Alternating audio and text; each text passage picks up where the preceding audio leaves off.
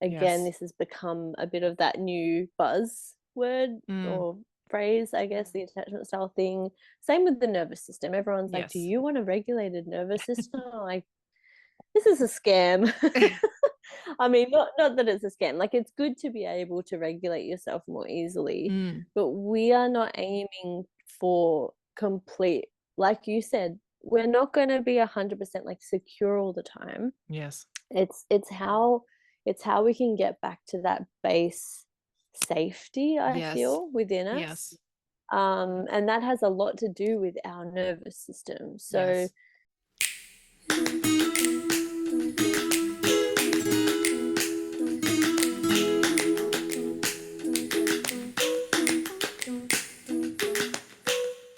Hello, and welcome back to episode 3 of A Woman Refined. I'm your host, as always, Lauren Renee. And this month's episode, I have my very good friend, Leah Talipeau, on the podcast. She is an incredible resource of all things matrescence, highly sensitive people, dysregulated nervous systems, womanhood, nurturing, just a absolute font of knowledge, and how to nourish your woman. So this is a very lengthy podcast. So I just want to put that out there up front. Grab a snack, pop to the loo, because it is quite lengthy. And we go deep in this chat, as Leah and I always do. Leah and I will have hours long voice messages to each other. And that's part of the beautiful part of our friendship. And you'll see that as you listen to us. Um, but do whatever works for you. Listen to it in one go. Take 3 days. I don't mind. But if you like it, I would love it if you could do all the regular things. Click, like, follow, share, send it to your friends. Say, I love you. I want you to hear this. Please listen. And if you have any feedback, happy to have it via email, womanrefinedpodcast@gmail.com, or you can hit me up on Instagram, _woman_refined. Otherwise, sit back, relax, and enjoy.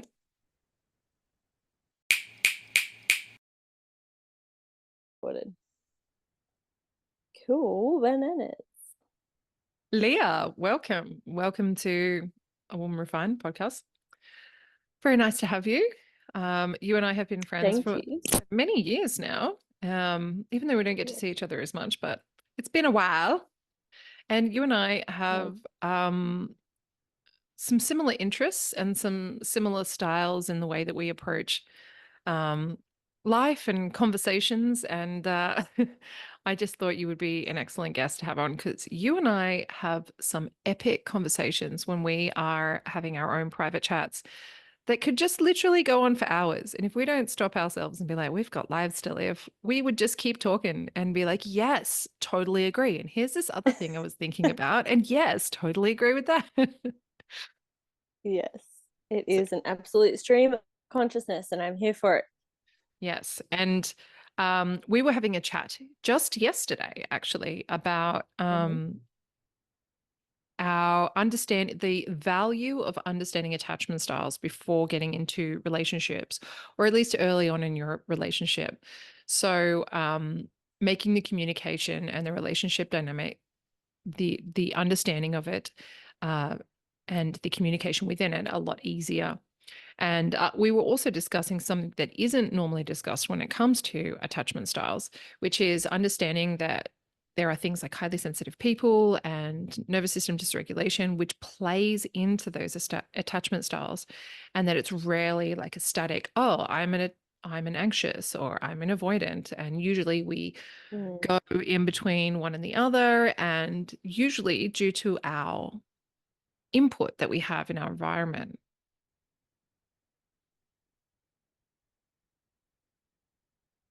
Yes. Yes. Sorry. Yes, I'm waiting. I thought you were still going, so I'm just patiently waiting and listening here. Right here. Yeah. Yeah, exactly. And that topic of conversation just came up organically, as it does with us too, just discussing all sorts of things. And Yeah, I definitely think there's a really interesting cross section, I suppose, between the role of the nervous system and attachment styles, and I think it can be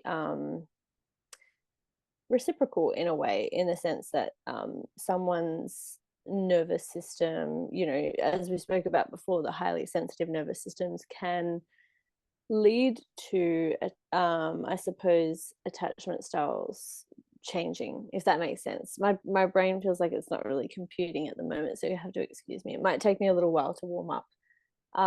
But yeah, I feel like when it comes to nervous system regulation or dysregulation, as it were, that can really have such a massive impact on our attachment style. And yeah, as I say, it can be reciprocal. I think our nervous system can impact on our attachment style, and our attachment style can, as a result, impact on our nervous system, if that makes sense. That's my own 100%. thoughts.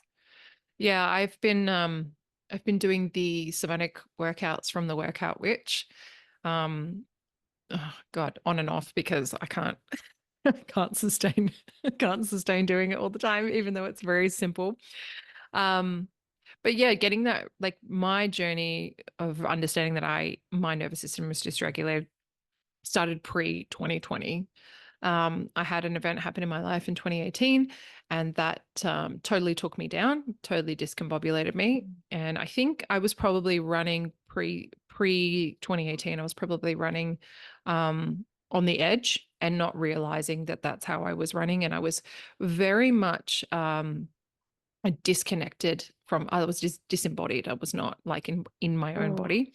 Um, and when that big kind of trauma happened in it, and it kind of made me, it pushed me over the edge, that nervous system dysregulation actually just like took over my life. So the last 6 years have been me just trying to get that nervous system regulation back. And it's affected everything. It affected my mental mm, health. It affected my physical health. It affected my body. It affected my skin, even. Like I noticed that, there's this thing called cortisol face and things like that. So all of this stuff and all of these things that have kind of come up, um, and attachment styles I knew about pre all of this. Um, mm, and I always felt like I would swing between the two, but generally would land somewhere in a pretty secure style. And I still feel that way, but I notice now more because I have that nervous system that isn't quite regulated 100% of the time, and I'm easily kind of pushed over. The sensory input that I get in my life when I'm overwhelmed, whether that's through, like you and I were just talking about before we got on this call, whether it's through like that's too much noise and I actually can't think right now, or it's like too many flashing lights. If I can't watch like super violent or emotional mm, movies anymore because it tips me over. I'm not able to, like, sometimes. I mean, sometimes I can handle it. And then if I've had a really big day and I've had all of those things happen, it's been really loud, it's been really noisy. mm, Maybe there's been lots of like lights, lots of blue light. Maybe I've been on the computer all day and then I'm like there watching something violent or highly emotional. It's just too much, tips me over.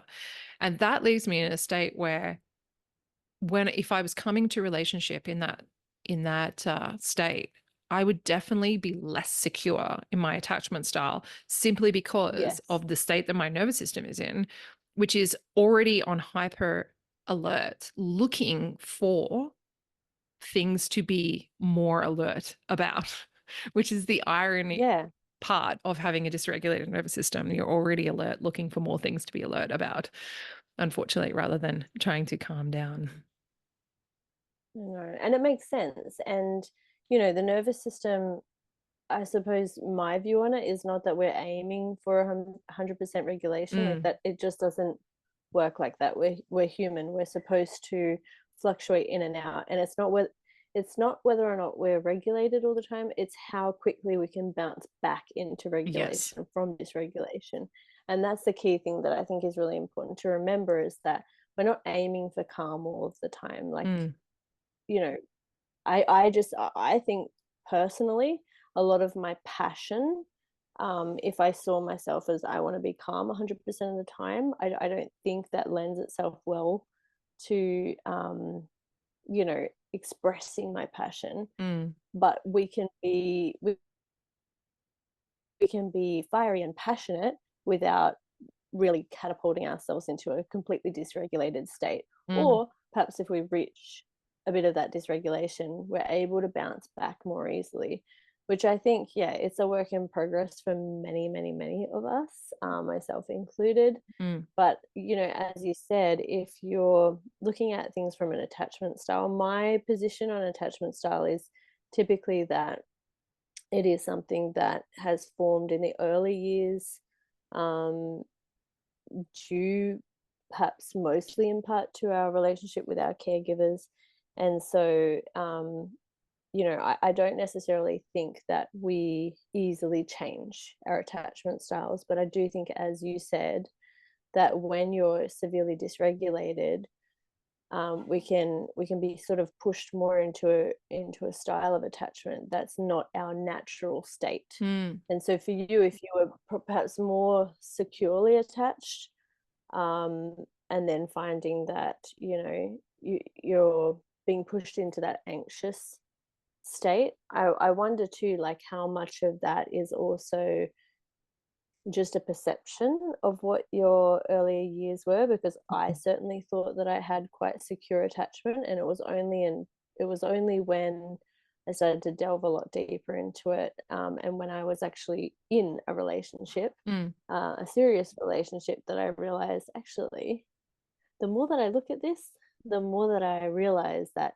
my attachment style probably errs more on the anxious side of things. And that can be difficult as well, because there's that feeling almost of accusation Mm. towards the caregiver.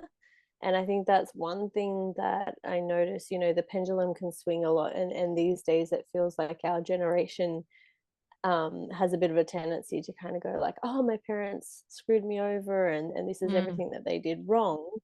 um I think, two things can be true at the same time.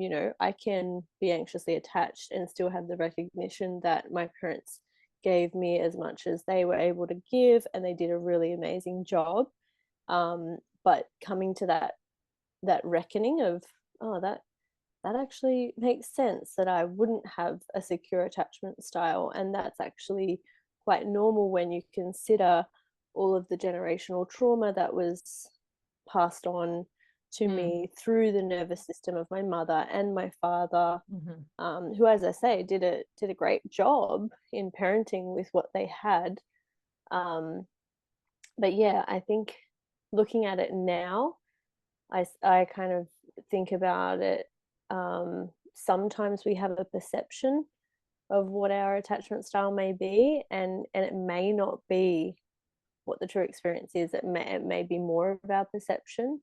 But Mm. again, when it comes to anything, I'm not a huge fan of really rigid categorization. I don't think we necessarily all can be lumped into little pockets of things. I don't think, this person's an anxious attachment, this person's a secure, this person's an avoidant. Mm. I think we definitely lean, like there's more of a identification with one more than the other typically. Mm.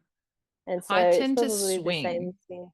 So I kind of Okay. like, so sometimes, and it's usually through overwhelm. So sometimes in that overwhelm, I can be Mm, quite anxious. And sometimes in that overwhelm, I can then be quite avoidant because it's too much. So it just, generally when I'm in a good state, I'm good. But when I'm dysregulated, I can kind of go from one to the other and I don't kind of know where I am in mm, that sense. So for me, I notice how much that regulation from my nervous system. And I totally agree with you. It's about how much you bounce back from that, especially for people with children. Like mm. when I became a mother, that whole idea of having a regulated nervous system just went out the window because you are pushed to the edges of your existence. Everything that you thought is you were capable of, or not capable of, you are pushed to that point. And I don't know a mother out there who hasn't dealt with a dysregulated nervous system from mothering. And some mothers will go avoidant in order Yeah. to deal with that. And a lot of mothers will just, no, I'm just going back to Yeah. work. It's too much. I can't deal with that. And then some mothers are very anxiously attached, very Yes. worried about everything. And I suppose you would call them the helicopter parents. But I don't think Mm. you can get out unscathed from that experience. No.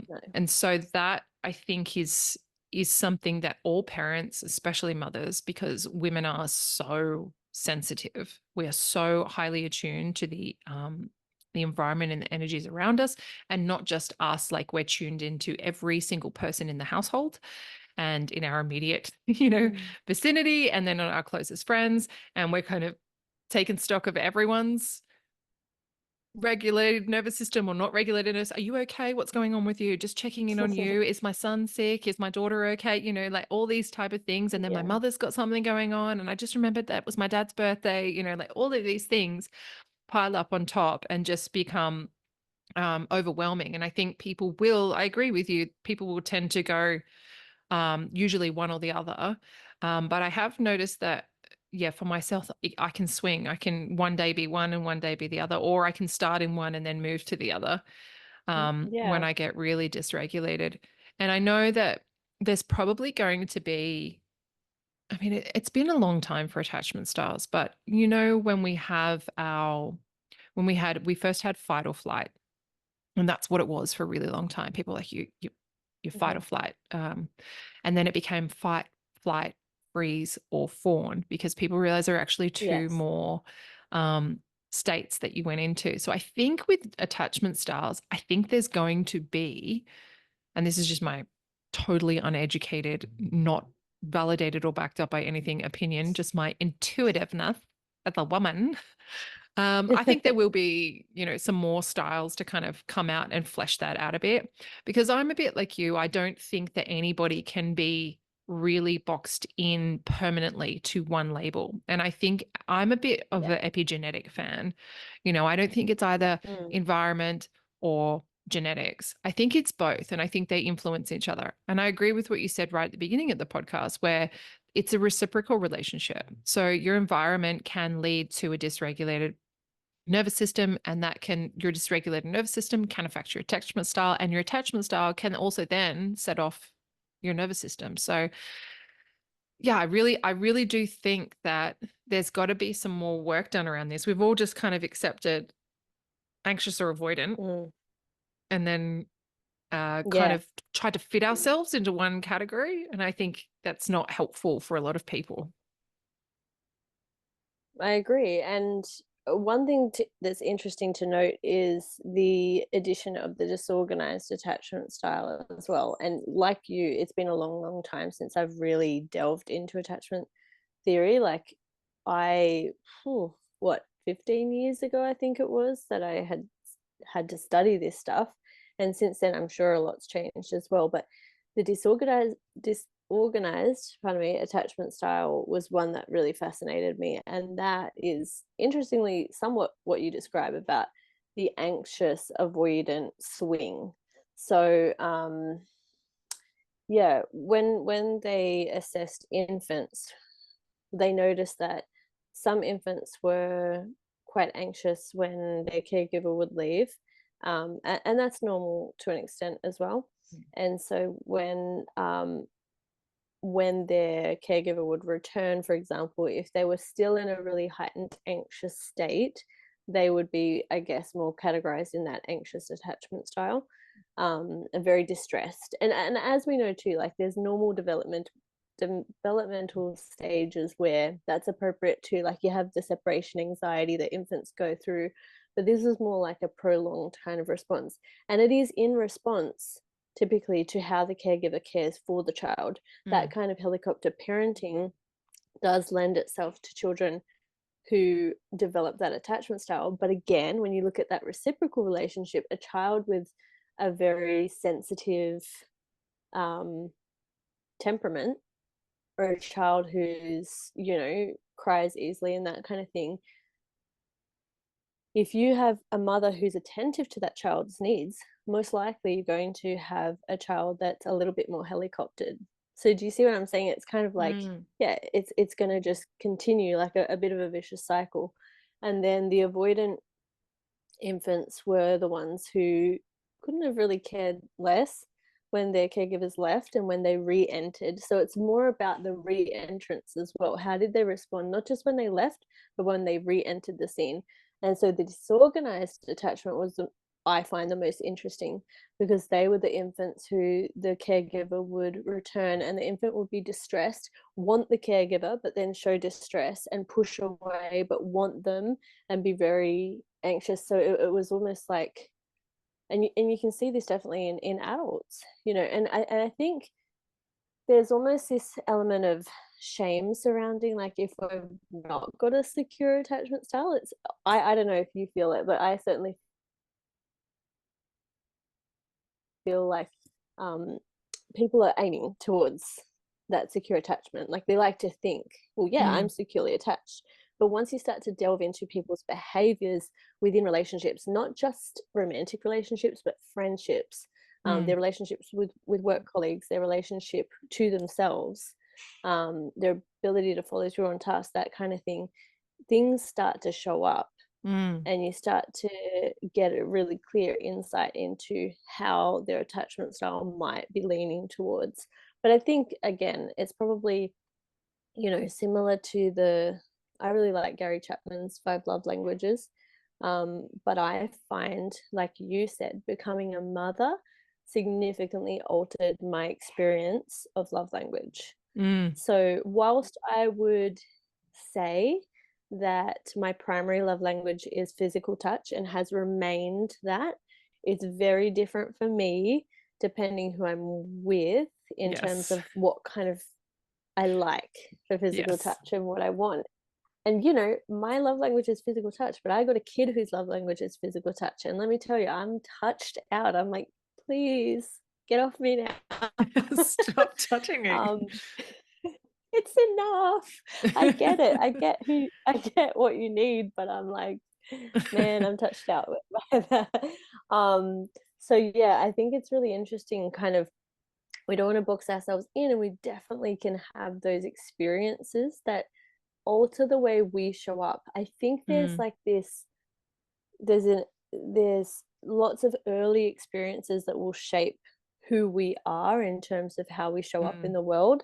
And I think that is difficult to shake at its core. I think when people are stressed or highly tested, that's when things show up.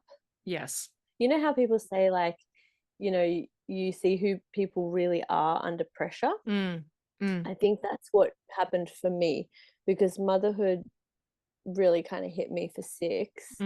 And that was same as you had said, like, of course there's going to be dysregulation, especially when we don't have that kind of village style living, and where, that flight or fight. I always say to mums, that's normal, completely normal that you'd be in flight or fight. Very, very normal. Because if you have a newborn to take care of, and you have like XYZ, all these other tasks to be doing at the same time, and no one else to be looking after that newborn physically, like, all day, that's equivalent, in my opinion, to abuse for women to live in that situation. It's unnatural, and there's no co-regulation happening. So we're expected to be providing regulation to this infant, who, by the way, doesn't have their own separate nervous system. They're entwined with ours. So part of me, the more I hash over this stuff, the more I'm like, damn, I've ruined my kids. But then the other part of the awareness kicks in, and that self-compassion is just like, wow, you really did the best that you could in that situation. And what else was expected of you? Like, really, what else could you have done with what you had at that time, with the sleep deprivation, with, in my case, a number of medical issues that were occurring, with highly sensitive children. And so, of course, it's very interesting, going back to what you said about that highly sensitive kind of aspect, which I talk a lot about. And I definitely work more so with people who are highly sensitive, and I'm more synchronized. I tend to attract people who are HSP, and I'm just like, I know you know me, we are we. Yes. Like, I look at you, Lauren, and I'm just like, yeah, hi. Like, I know that I can just go straight into it with you in a conversation because you get it. Mm, Um, so when you're born and you are already exhibiting signs of high sensitivity, how the caregiver responds to you may have a heightened effect, I think, on your attachment style. mm, So for me, I think the level of anxious kind of attachment that I exhibited definitely had to do with pre-existing sensitivity mm, within me.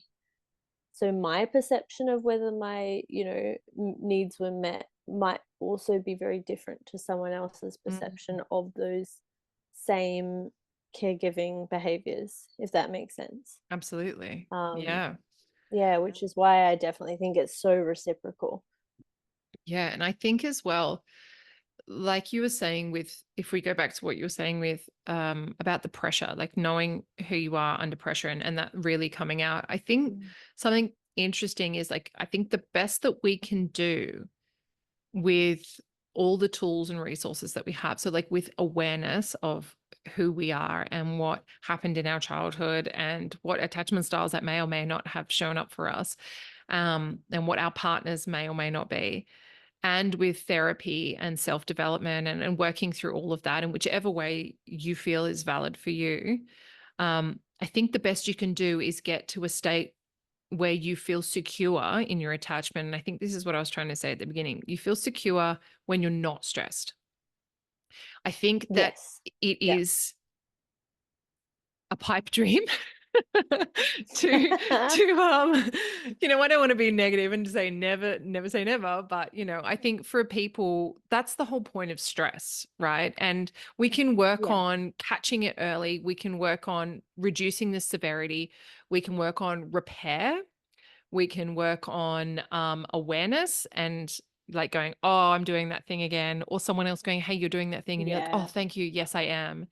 And having that, bringing that into the conversation, bringing that to light. But I think it is an unrealistic expectation for people when they are under like an extraordinary amount of pressure or a traumatic moment to be Mm. securely attached in that moment, because I actually think that's what that moment is for. That pressure is to release something. And secure, like you're saying before, being too calm, being too secure, being too relaxed about things is never going to release that pressure that's built up in that moment. And so, whether that's the fight or flight, which is the anxious or the avoidant, whatever comes out in that moment, I think is a reaction. It's a biological reaction to a pressure that's built up that is unsustainable in your system. And I think we can give ourselves tools and better ways to recognize that earlier. And maybe with less pressure, we can cut it off or find ways to like ease the steam out rather than having a big blow up for sure. But I don't think that there is a way to say that I am a completely secure person no matter what happens in my life. And I don't think anyone gets to kind of walk out escape that or walk out unscathed from their childhood. I think everybody is affected by their childhood. And I Oh, think, yeah. I think you're right. We've got this whole now because we have these awareness about attachment styles and everybody wants to be secure and, but nobody had a perfect childhood. And then we've somehow put all this pressure on ourselves as parents to make sure our Mm. kids are securely attached when I don't know anyone who is securely attached. We're all just like winging it. And I don't know anybody's Yeah. parents who are securely attached. And even some of the people that I know, I'm like, well, you had the best childhood. Like I listen to your stories and like they all say I had a great childhood. They still got stuff going on. Nobody gets to kind of Mm. this is being human. And I think Yeah. we kind of skip over the parts of like the experience that makes us can also be the experience that breaks us, but both making and breaking of the human is the human experience. Because if it was all perfect, then what are we here for? Why are we here to we're here to experience, and learn and perceive emotion and duality, and that requires happiness and sadness and grief and love and joy and anger and all of those things and abandonment and attachment. There's all of those things that we need to experience as a part of our Mm. human journey. And I think that that conversation is really missed when we're talking about, well, I think you're so right. Like there's a real shame brought into the way that we are. And then the pressure is increased for us as parents to then make sure that we don't pass that on, because now we all know about generational trauma as well. And it's like, it's just making everything worse. Whereas you look at our Yeah. boomer parents who just didn't give a shit. They're like, yeah, see ya, it's come home when the lights are on. You know, they didn't even know about attachment styles and they still don't care. And they're like living life totally fine. And everybody else who's like highly aware about things or a highly sensitive person is like, oh my God, this is a lot to take on. But they're out there, they're Yeah. experiencing. They're just experiencing without making meaning of all the things that they're experiencing.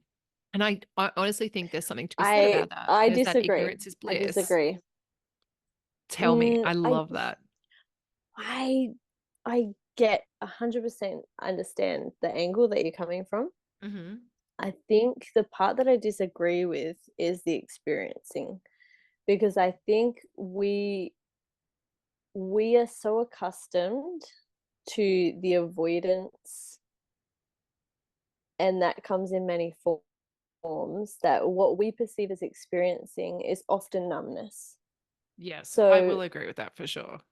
yeah, and I think this is the thing that I do find really fascinating about, like, when we talk about the nervous system as well, and like the attachment style thing. Yeah, like it's the same thing, um, in the sense that we're never like a securely attached person. It doesn't mean that they're going to be calm and they're going to like have perfect relationships or anything like that. It means that their default is, I'm happy on my own. I'm happy with this person being with me. And I can balance those two, as opposed to, I don't know who I am. I have to have someone else with me at all times. That was more so my default before I Mm-hmm. started doing a lot of the somatic work. That was my, you know, I definitely look at it now and realize that was my underlying pattern in Mm. life, was to find safety in external experience, whether that be a person or a place. That was what I thought was feeling calm. Mm. And I totally misunderstood. And that can be tricky too, because when we talk about co regulation, we do need co regulation, but it Mm. shouldn't mean um, at the expense of the ability to self regulate at times as Mm. well. So Mm-hmm. mine was, if I'm being completely honest, mine was an anxious attachment to my mother, which then I split from that and passed to my husband. Mm. So does that, do you see what I'm saying, in the sense that, like, I had the um that predisposition to have that anxious attachment Mm. style, and I would have thought that I was a very calm. People had a very um misplaced view on who I was, I think, as a child and growing up. And when I really lacked a lot of responsibility, I was very much seen to be a very calm, cool-headed person. Now, internally, that's just not the case at all. Mm. That's a whole other topic of conversation for female ADHD. But anyway, yeah, for me, it's interesting to see how, again, my perception was, yeah, like I'm pretty calm and chill and that kind of thing. I actually wasn't. I was just somewhat dissociated.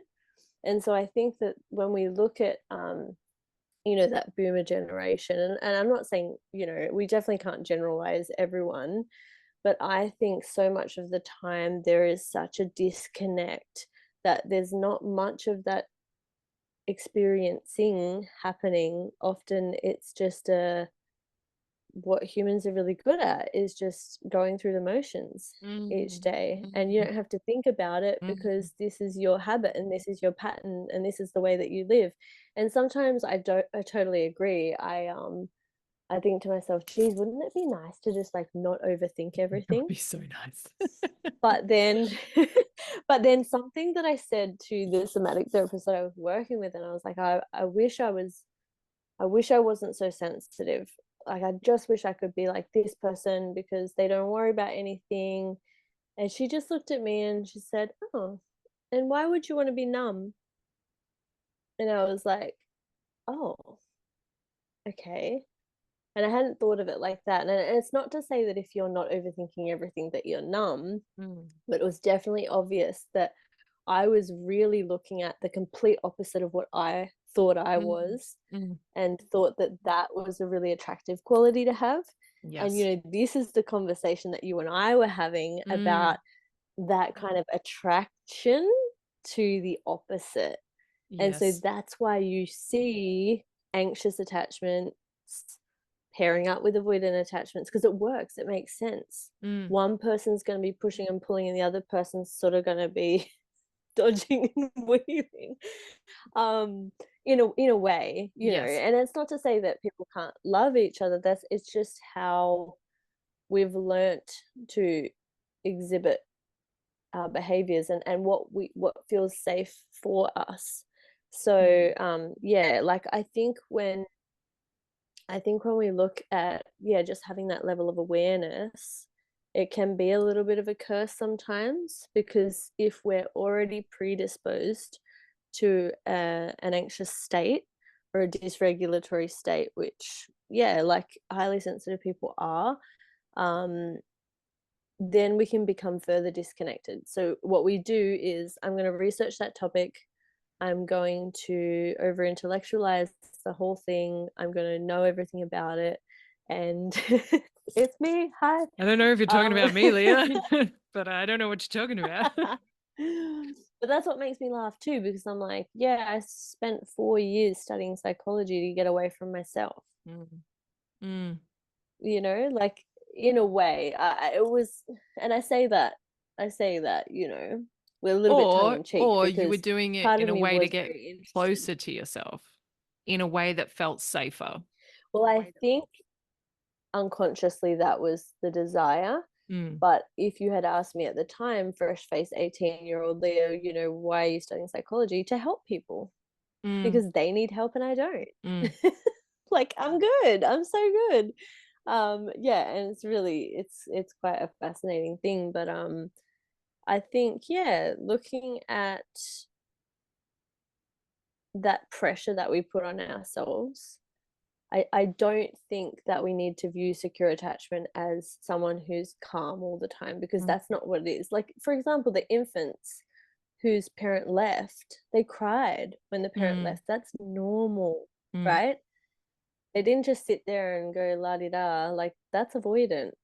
Yes. So I think we're so accustomed to avoidance. I think our culture, Western culture, is more accustomed to avoidance than it Hmm. is probably to other styles. Yeah.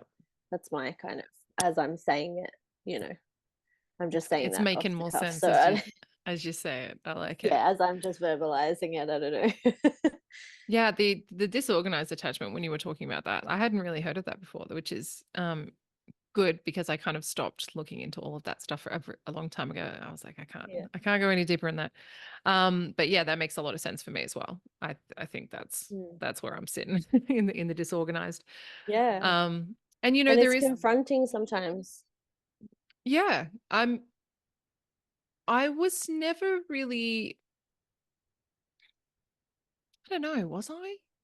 I don't think I was ever like, I kind of understood that you had to, when I was looking at it, and this is maybe 10 years ago, I was looking at it, and my understanding when I was first looking at it was like you had to pick one. You're either one or the other. And it was like 1% of the population or Yeah. some stupid thing was secure. And so I was like, well, nobody's secure. So you kind of got to pick one. And I was very like, but I both. But I find that I am a bit of a chameleon in a lot of areas of my life, because I do over Mm. intellectualize everything, Yeah. and I want to understand everything. And I try to have compassion, understanding for every aspect. So I go, okay, well, let's look at that.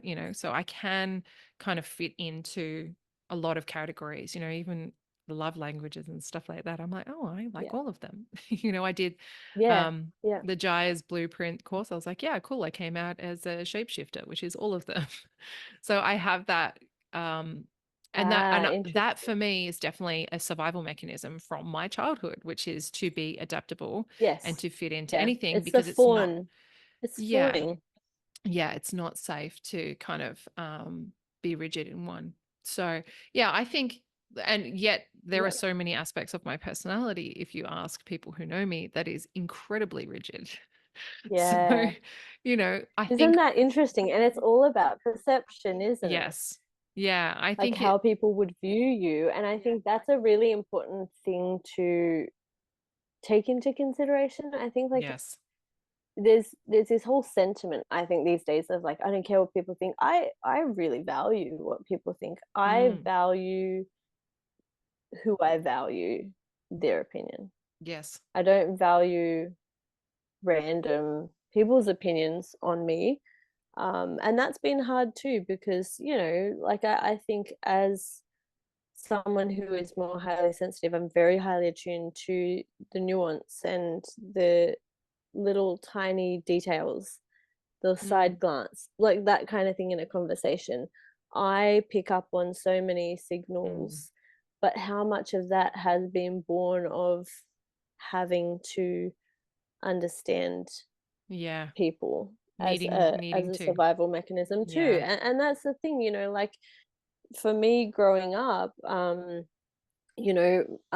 the same, my parents, they didn't have that level of awareness at all. And Mm, so I think I definitely made it my job to understand mm, people. I mm-hmm, knew who walked in the door the moment they walked in the door mm, based on their footsteps. Like, and you could say like, oh wow, that's something that people who are highly abused have. But again, I'll put it to you that that is also something that if you're highly sensitive, you're going to be more predisposed to picking up those signals. yes. And my childhood overall was pretty good, Mm, but there were a number of explosive behaviors and moments that I think I was already set up to have to analyze things. mm, And it was, is a very adaptive quality. yes. And this is why I think when I talk about high sensitivity, there's often this sort of, there's this almost, I don't like the term victim, but there's this mentality of like, oh, this is, a curse type thing. Mm, But when you consider it as an adaptive quality and something that in many societies is very, you know, very sought after yes, I was in just going to terms say of the that. people who are the guides, the people who are Mm-hmm. in those, I suppose, like, yeah, spiritual positions or Mm. the healers, the, um, yeah, In mentors. Gestalt, they call it a creative adjustment that you made in your childhood. But do you know of the Mm, tribe? And I think it's in South America somewhere. I want to say Peru, but don't quote me on that. Where they actually okay. take the children and they place them in a really dark cave for many years in order to give them the ability to see. And so they're like, wow, they're, blocking their senses and Wow. they all come out like totally psychic and amazing. But really, you just got Yeah. some pretty traumatized children. You're creating a traumatic experience in order to produce these results, which is Yeah. exactly what you're saying. Well, that makes So, sense. yeah, it doesn't. Yeah, that And makes children are sense. so sensitive, anyways, that it doesn't take Mm, much for them to be that to be cultivated. There's actually a university, someone sent me a reel about this morning. There's a university, I hmm. want to say in Germany and the States, where they blindfold them and they train them Okay. to see without using their eyes, and they're now training Oh, I blind love people that. to read without Wow. using their eyes, What? because you're To actually not, read? you're not reading, you're picking up the energetic frequency of what is happening because this is an electrical world that we're living in. That's very interesting. So, and in that sense, it's like, okay, so you're doing the same thing, right? And the CIA has been doing, I mean, we're going to get Mm. conspiratorial now. The CIA has been doing This this is for many now it's years. getting real It's getting interesting. juicy. But yeah, they've been studying this Yes. since like the 40s or something ridiculous. How to develop people's psychic abilities. But now we're looking at, so you take those two experiences, you take the universities who are doing this in a way that is like consensual and constructive, and these kids are coming out like geniuses, or you take like putting them in a cave for many years, is some would say somewhat abusive. So like these same results can be Yeah. produced from different methods. And I would say that some children who went into the cave would be like, that was an effed up experience. I was highly traumatized. And then some kids would be like, Yeah. that's just what happened in my life. And I'm totally okay with that. And I'm not too Yes. traumatized by it. But they both have the same ability. And I would say the same Yeah. thing about the kids who went into the school and had, a quote unquote more healthy experience in order to create these qualities in themselves. Some would say I was like, I was like a scientific experiment. I was totally like forced to wear these blindfolds, and made into a psychic. And other kids would be like, that was so cool. Like they totally helped me reach my potential and like I'm a superhuman. So cool. Um, and I Yeah. totally agree. I think perception, and I think this is why gratitude and all that kind of stuff helps, but you are predisposed in certain ways. And this is why I was saying before, I really agree with epigenetics. It's neither one or the Yeah. other. You can change those Hmm. predispositions due to your environment. But Yeah. sometimes things are just there whether you like them or not. Um, It's and true. it's how And those things are there's a lot of cultivated. interesting. Yeah. No, you're right. And I was just thinking, as you said, like that whole experience of some people were in the caves and harness those abilities. And what of the people who never had that and they still have those abilities, right? Yes. Like that's really interesting Yes. to me as well. Yes, we can cultivate, better ability to tune into certain things, but isn't it incredible that we have people walking the earth who actually have that ability without Mm. having had that Yes. experience, who haven't had that sensory deprivation? I mean, look, anyone who's done a flotation tank with sensory deprivation, like it's trippy. I That hate it. experience is trippy. Yeah, do you? I Interesting. really, oh my And God. I got out. I was like, I'm out of here. I'm just sit in the shower for like 20 minutes. yeah, I fair could enough. not, It's a lot. It is a lot. Yeah. yeah. I think I didn't find it I'm not saying relaxing. this like, am I better than everyone? But I had to I eventually surrendered. It would have taken me, I reckon, the majority of the whole session to eventually Mm, surrender to the experience, and then had like this weird blissful experience towards the mm, end. But it was so uncomfortable for yes. the most part. But for me, I've had a lot of dealings with having to sit in discomfort. And so Mm, I remember actually just interestingly on that topic about the sitting with the discomfort and that kind of thing and having to break through. I know through my training like years ago, which was very, mm, very basic. But if you are experiencing, like, for example, an mm, anxiety attack, one of the worst things that you can do is leave, yeah. because that then pairs the experience with having to leave to escape the feeling, right? So your immediate response the next time you have one is, I have to leave, rather than, what is this that I have to get through? And like I've had that experience a number of times, going so off topic here, but the first time that I went into an infrared sauna, Mm, I was already experiencing a lot of like hormonal issues and anxiety and stuff like mm, that. And I remember I went in there and yeah, it was hot, it was mm, uncomfortable, my heart rate started getting elevated, like obviously I was sweating because that's the whole mm, point, and my body was just like, this is so unsafe. And so my first thought was I have to leave. And I did. I left, but what I did, because I was just aware, I knew what I had to Mm, do for this to be a positive experience, left and came back. mm, yes. And yeah, that's where I feel like You were creating a it's really secure hard to do attachment with the infrared sauna, Leah. that. Oh my gosh, I've made a So breakthrough. good. I I, know, yeah, I but I totally do agree. think, well, but this is the thing too. If now, how cool is this like way that we've rounded back to this conversation? But this is what we do. We teach people that if a relationship doesn't feel good, that we leave. 100%. Like this is the new thing, right? And Yes. I look, I have to preface this by saying, if a relationship is really bad, please leave, get out. Yes. But Yes. if you have paired with someone and you're working through some stuff, like it's not a fairy tale. We were talking about Mm. this the other day, right? Or Mm-hmm. yesterday, whenever it was that we were talking. And that's the whole difficulty around the attachment style.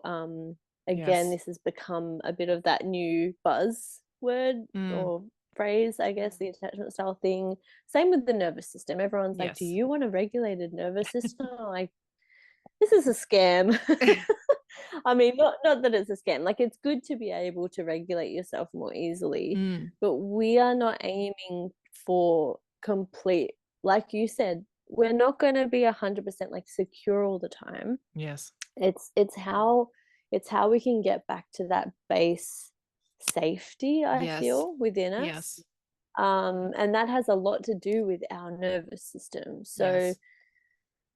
yeah, what were we even saying? Yeah, Look, like going back to when it comes to relationships, yeah, yes. I totally agree. And going back to the deprivation, the float tank, Mm-hmm. um, I Mm-hmm. have the opposite experience. Well, I mean, it's similar but opposite. So I have spent a lot Uh-huh. of my time forcing myself to sit in the uncomfortable moments and just Mm, plowing through it because that's what I do. I am a strong woman and I do that. I can be yeah, uncomfortable and it okay. doesn't bother me.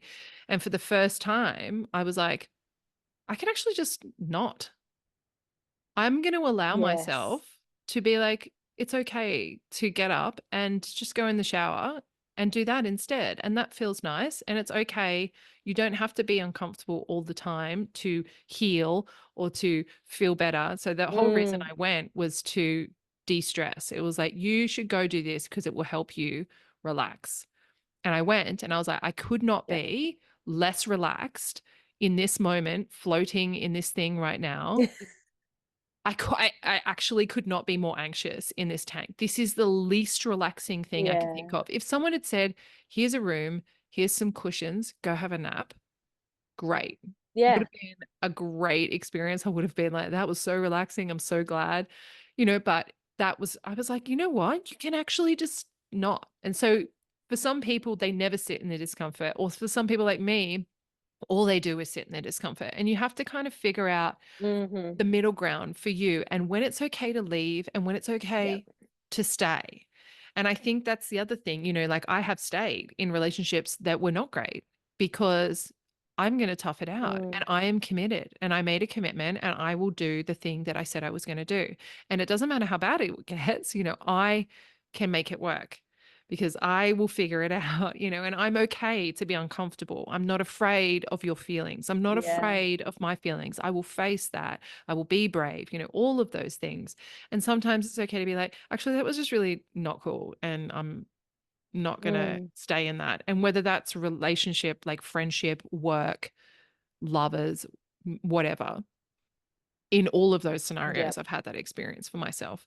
And that also comes back to my childhood, growing up with a family member with a mental illness, where I was forced to sit in Mm-hmm. that scenario for all of my childhood. Mm, So, yeah, everyone's got an individual experience. And I totally agree with you that those things are interesting because there are so many people now, and I do see this a lot in relationships, that either swing one way or the other, where they will stay in things that are really terrible for them, or they will leave at this yeah. lightest discomfort. People do not know how to work through their Yeah. own shit, and they are out of there because they want to feel good all the time. And usually they've had parents who are like, oh no, don't cry.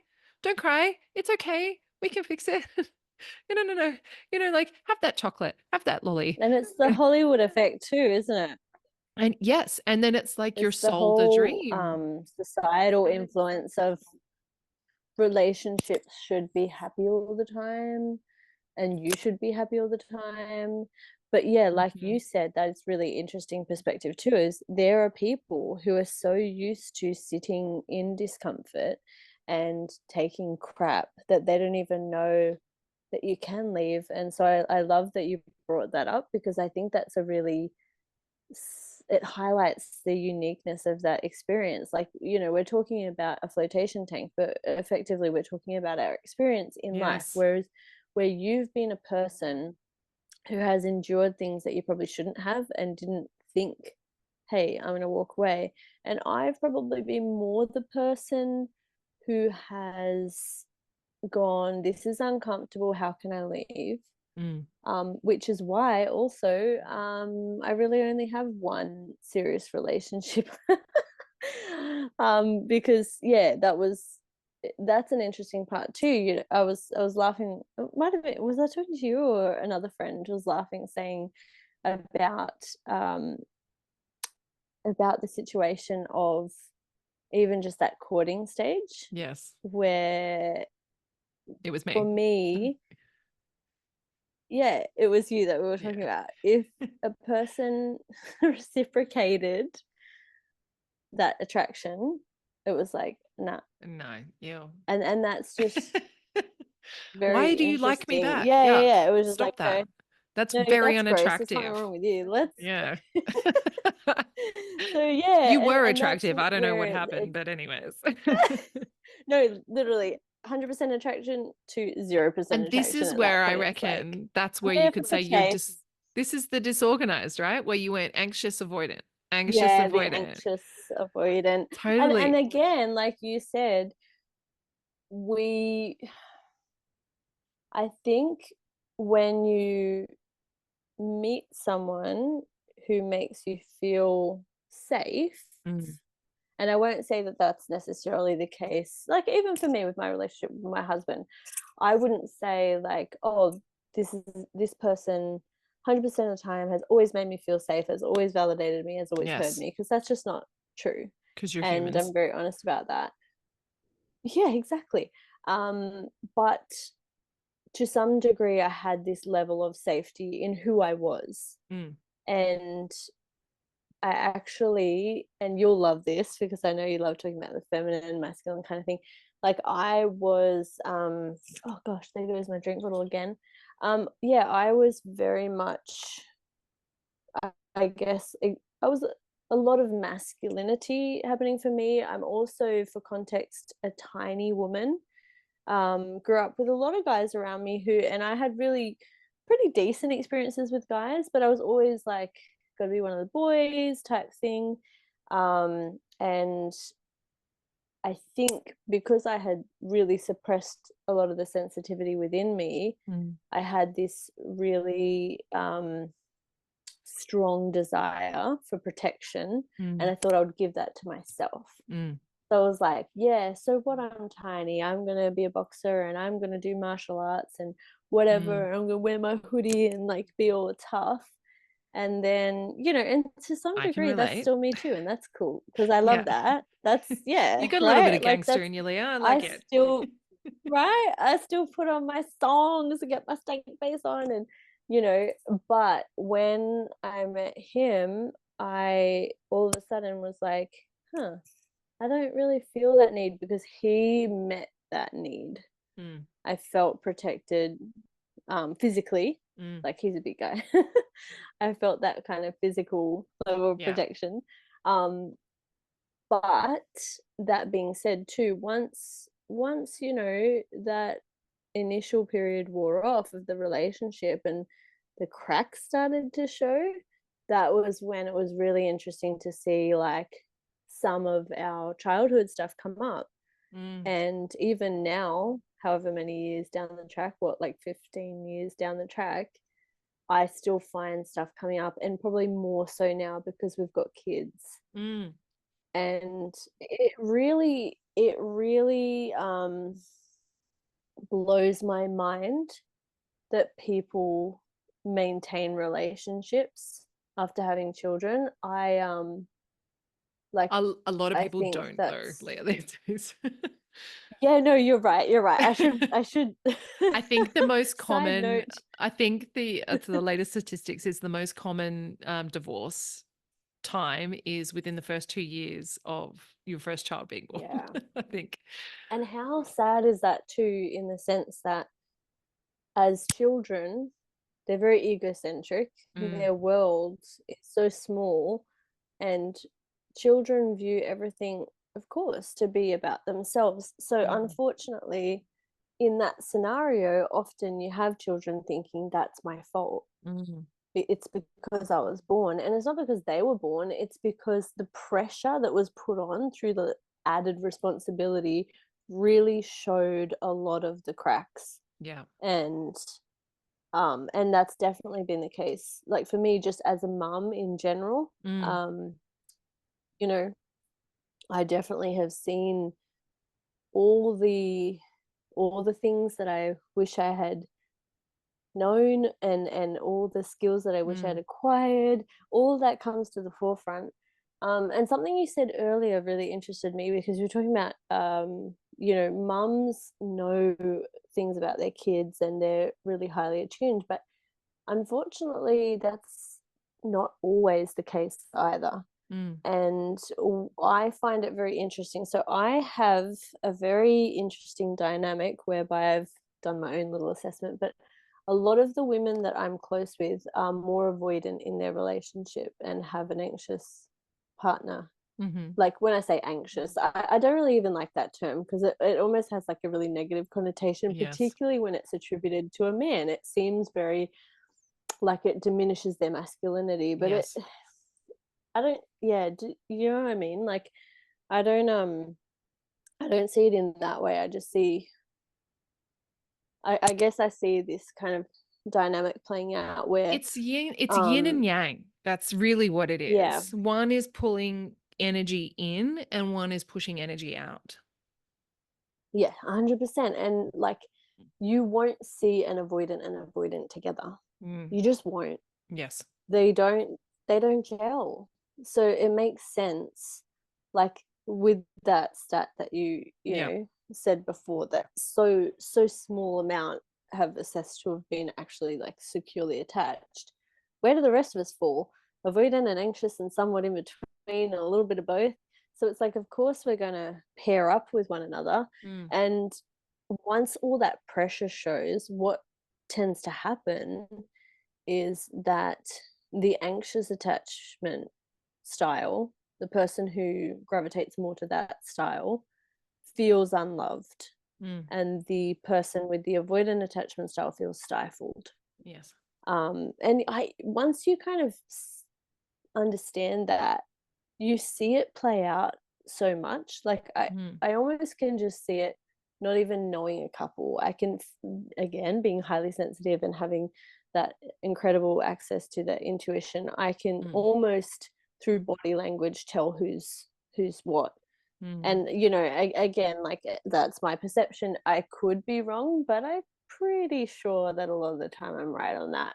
yes. um yeah, but another thing which is really cool, which I love talking about, and it almost, want to say, like, ruffles feathers, is the concept that empathy is not an innate trait.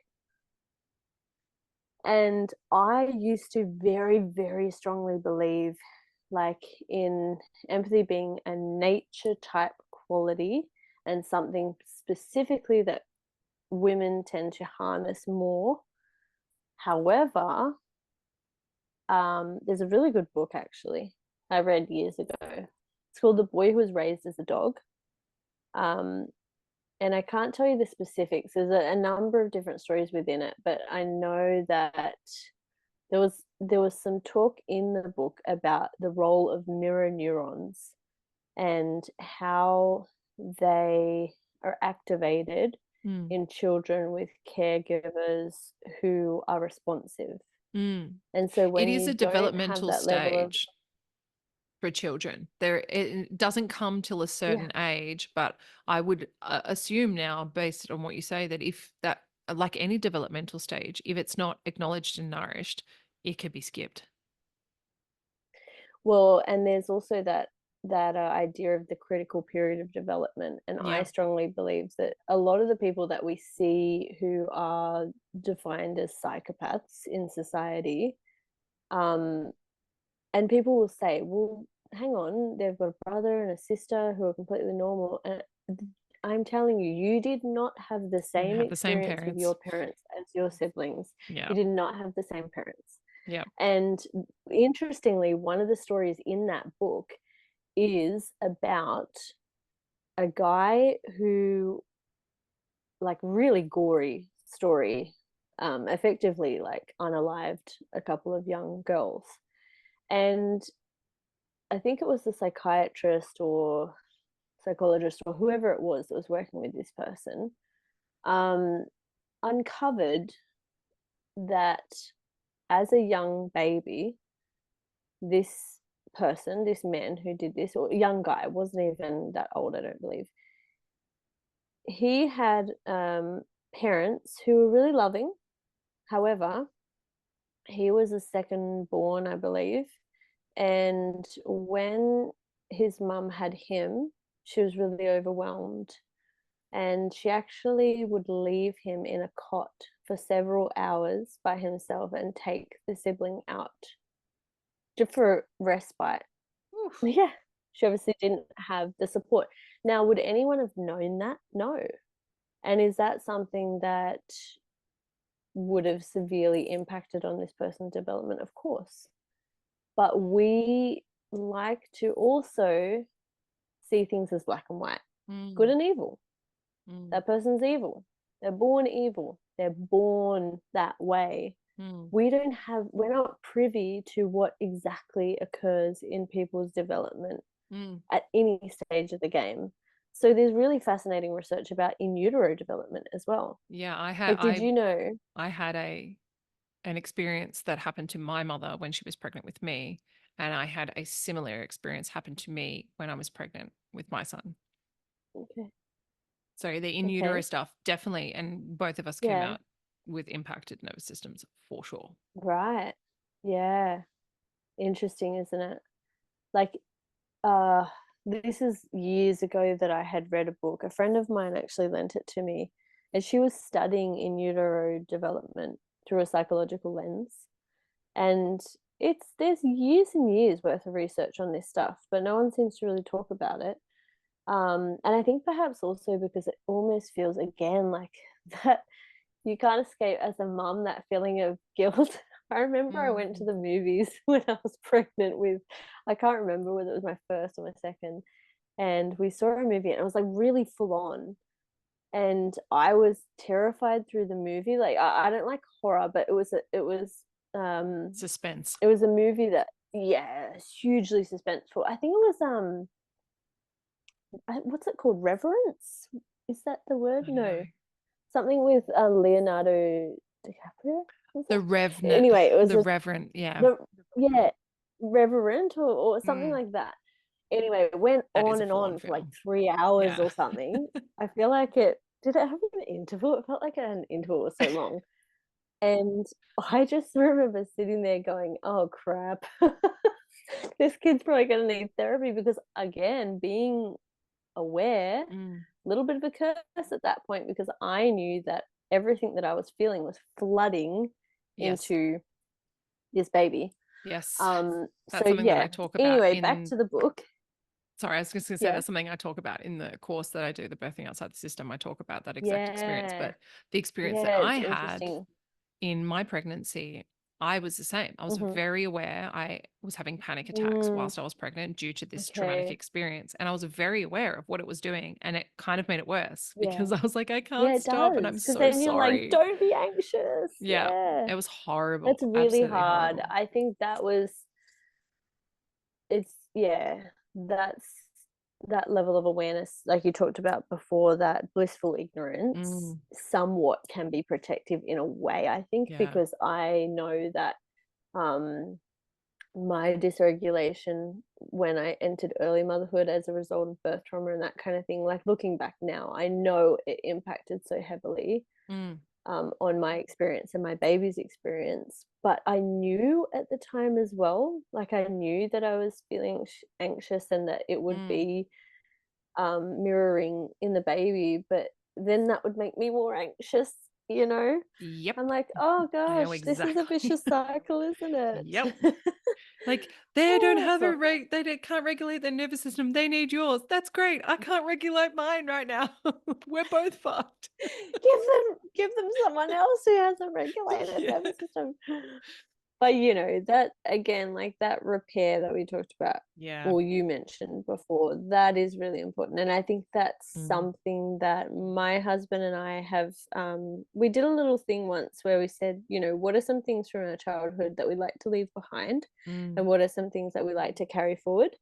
And one of them for me was being able to say sorry mm, to my children.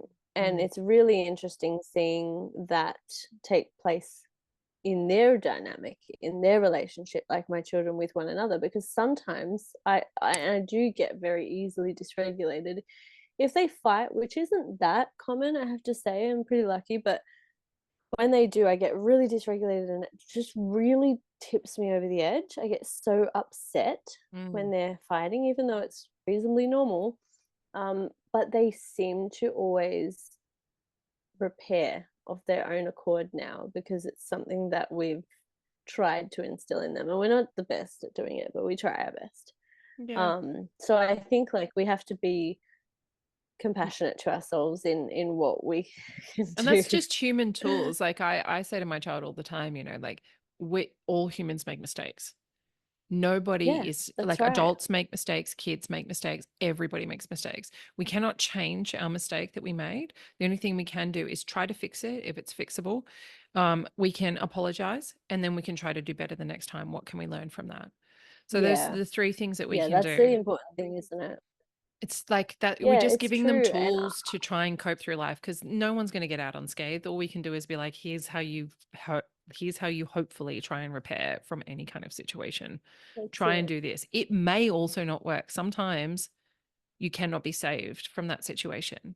Yeah. Sometimes you can't repair. You And can that's do not all a the best bad thing things. sometimes too. Yeah. These are, You know, these are life sometimes lessons. it's a life lesson. Exactly. Jinx. Um, But sorry, I we know we that we cut ourselves off. You were going to explain something about the book. the book, I know, and I'm getting back to it. I Okay, love cool. the way my brain works sometimes because it's still there. I know I'm Yes. coming back to it. But I was gonna say about the oh God, now I've lost The it, Lauren. repair, the The book's repair. come We're to the talking about front. repair and life I lessons. know, I know, I know. Oh, just about the repair thing. It'll come back to me. We'll go back to that one. So in the book, I love the fact right now that I'm just thinking about people trying to listen to this, going, "What the hell? What kind of Welcome to Leah crack?" and I's voice messages. Now you know what we speak about in private, except it's like a little bit more intense than this. So try and keep track, people. Try and keep up. Keep up. Come on. Like seriously, get your brain on fire. Um, so the book is really interesting. Um, in that it discusses the role of mirror neurons in the development of empathy.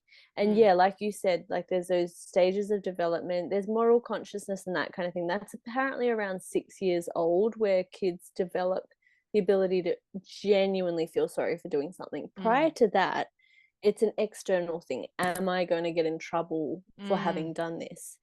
So people sometimes don't develop moral consciousness. mm, They just don't.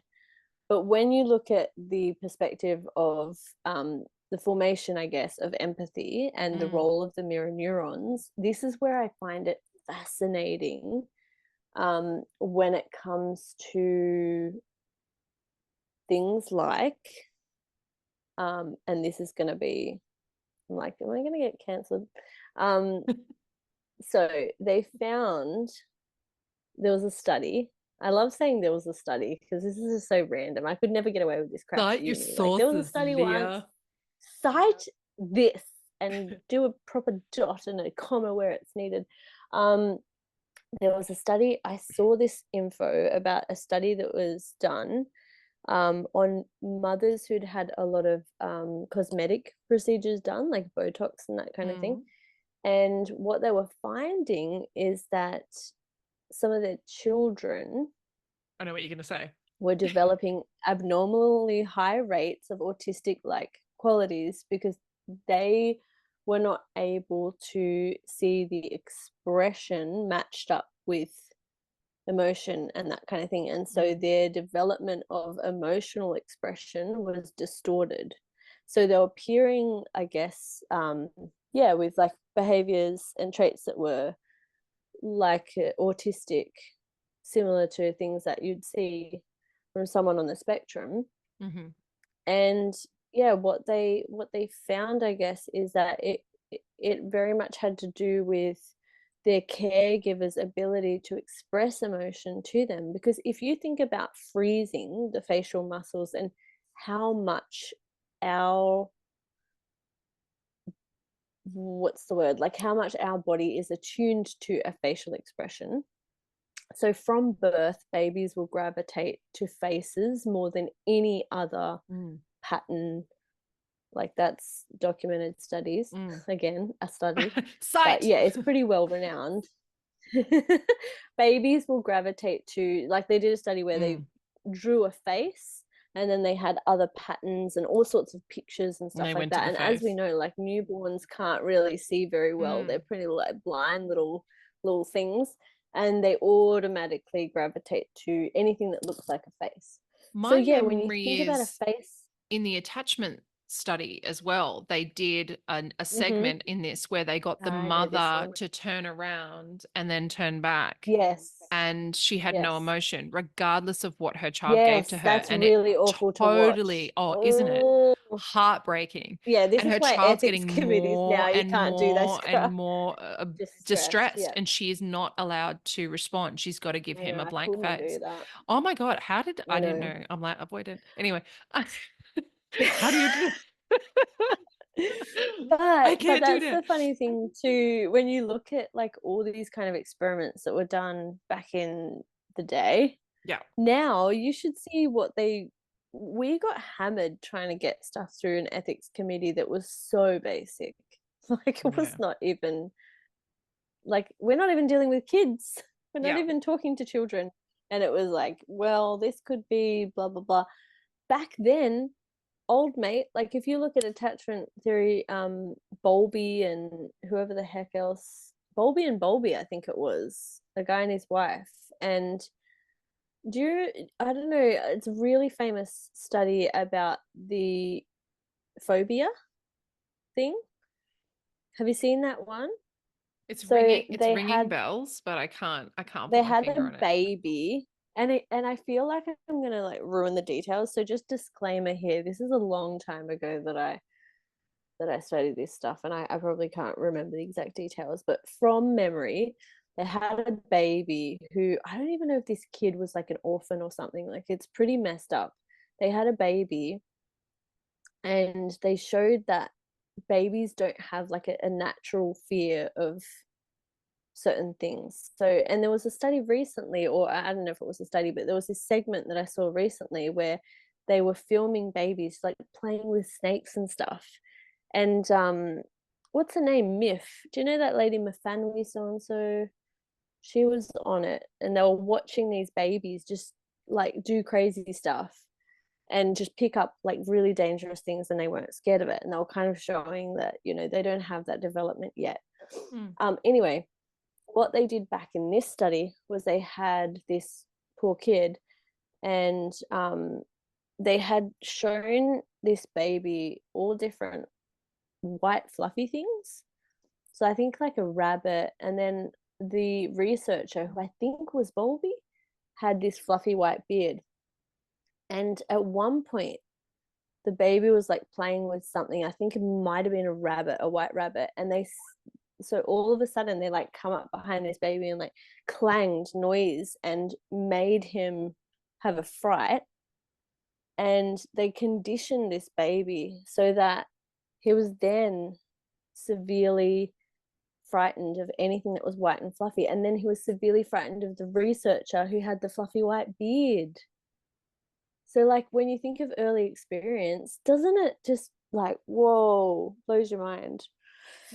Hurts my heart. Yeah, Hurts my heart. I know it hurts my It's heart like too. you're Oh, looking at okay. like So the other, Kinsey yeah, go. stuff. Sorry. I mean, Oh, don't even get me started you on know what I mean? Kinsey. Like That. the stuff that they were doing research on kids, and like all of Mm, our education is based off these really so unethical wrong. studies. And I then they're like, know. well, we can't actually do those studies to disprove it. So now we're just going to base everything and a lot of our education currently off that, even though it's completely unethical and therefore manipulated and therefore wrong.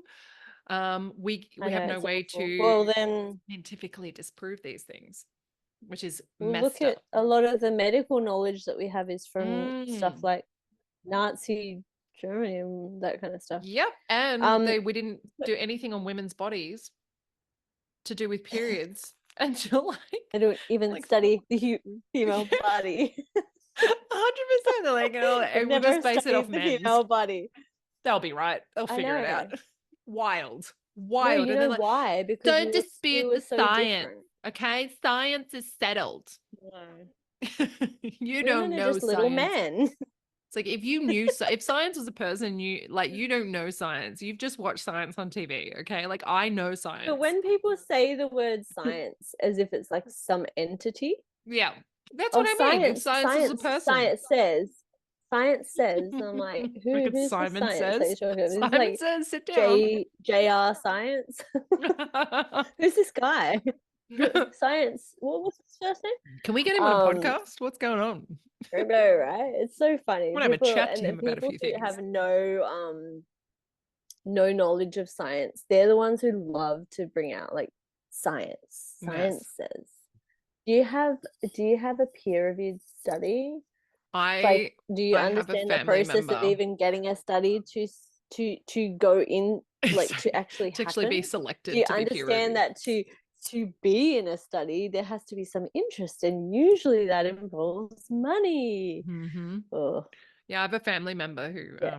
once said to me, I need some, do you have a study to kind of back up what you're saying? And I was like, yeah, I do. Here you go. Here's 4 studies. And they went, well, I'm not qualified to read those studies. So that's why Yeah. I trust the expert. I was like, well, what? They go in here. Why'd you bother asking? And it Yeah. was like, darn, that wasn't the response I was hoping for. I Yeah. thought they'd Yeah. say they had no studies. I was like, well, why don't you Yeah, just but that's the educate funny yourself on how thing to read a about, study? That's what I did. well, is it a Anyways, double-blind placebo-controlled study? that's right. The gold Um, standard, Leah, the gold yes, standard. the gold standard. Yeah, so that book, the one that I was talking about Mm. before the other book, about the in utero experience. Keep up, Don't you people. love this? I should be a politician, except the interviews would go for way too long. I'd be like, back to your third point 89 minutes ago. On 60 Minutes, that's going for 3 hours, Leah Yeah. has something to say. It's called 60 minutes, but actually you'll get 600 if you're lucky.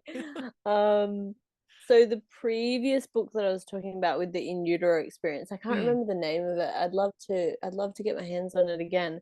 But they were looking at a lot of the in utero experiences of people, and yeah, I mean, again, I'm a little bit reticent to even say some of these findings because I do find it quite distressing as a mum to know the impact that some of these experiences can have.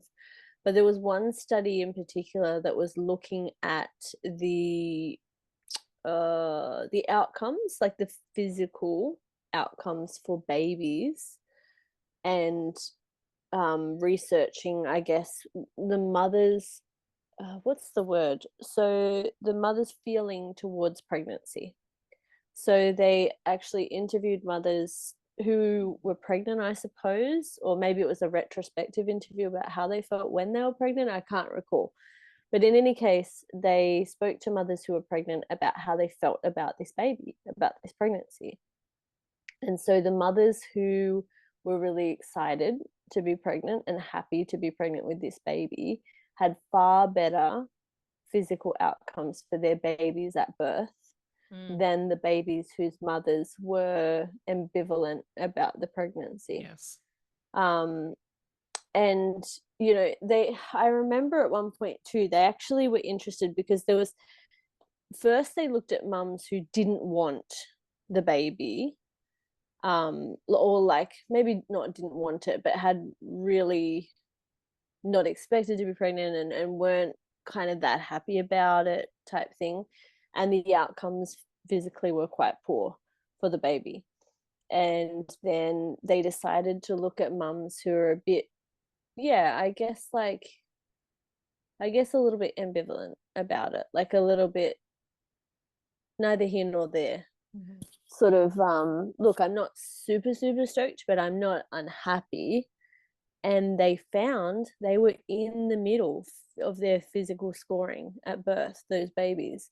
So it really matched up. It was really very interesting. And again, I will say, like, it's difficult because I know that many women have very difficult experiences throughout pregnancy, and I don't think that like that's the only thing to take from Mm. that. Mm. I don't think that, like, if you weren't stoked that you were pregnant, that your baby's going to be And sick at birth. there's probably a lot of other factors that are involved in that as well. I would say that Yes, people who are, I mean, it could be the case that you are not stoked because you're not financially, um, it's not financially so viable many for you to have a factors. baby. And so therefore you don't have the right Yes, amount of food or the right amount of health or whatever. And that could also affect the outcome. So I would say, let's just say it's contentious, but it is interesting. And that is it is something, yeah. interesting, the correlation. Yes. Yes, yeah, I find it really fascinating.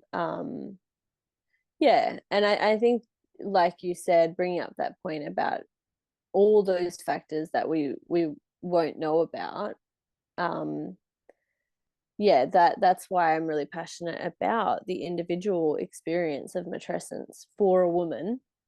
um it's a universal experience becoming a mother in many ways. There's different things that we all experience, but there are so many, there's just a multitude of factors that influence our individual experience Mm. as mums. We all And I think, change, but it's just in the different, we oh change in yeah, different ways. But there is nobody who, like I was saying before, there's nobody who escapes that no, experience. You can't come out of that no, unscathed you and be like, oh, I'm can't. the same You're person I was not going to be beforehand. unchanged. Yeah, Yeah. you in some way, shape, or form, you will be changed by that And experience. I always tell But yeah, women that it's a death. You need to understand that who you were died. That person is gone. She is dead and buried. And this is important for the husbands or the partners as well to understand that that woman has died and you have a new woman. She has been reborn as a mother. And that is a brand new experience from this moment forward that she has no experience in. She doesn't know how to be this person. And she's learning on the fly. And you're going to have to learn how to support and talk and communicate and touch and be with this new person as she's learning as well. It's not something that's light. She also has to grieve if she is not there's a lot of that. aware of what's happening for her, especially that can be very harsh, but she has to grieve her old life and her old person Mm. that she was, because that's gone now. And for a lot of women, that's Well, where I they get mean, stuck, is in that, it is in that grief, in the I want it yes, to be the way I it was and was. I can't and it's Yeah, hard. I And was. yeah, same. There was a But moment some where I was, people say I'm good. that, like,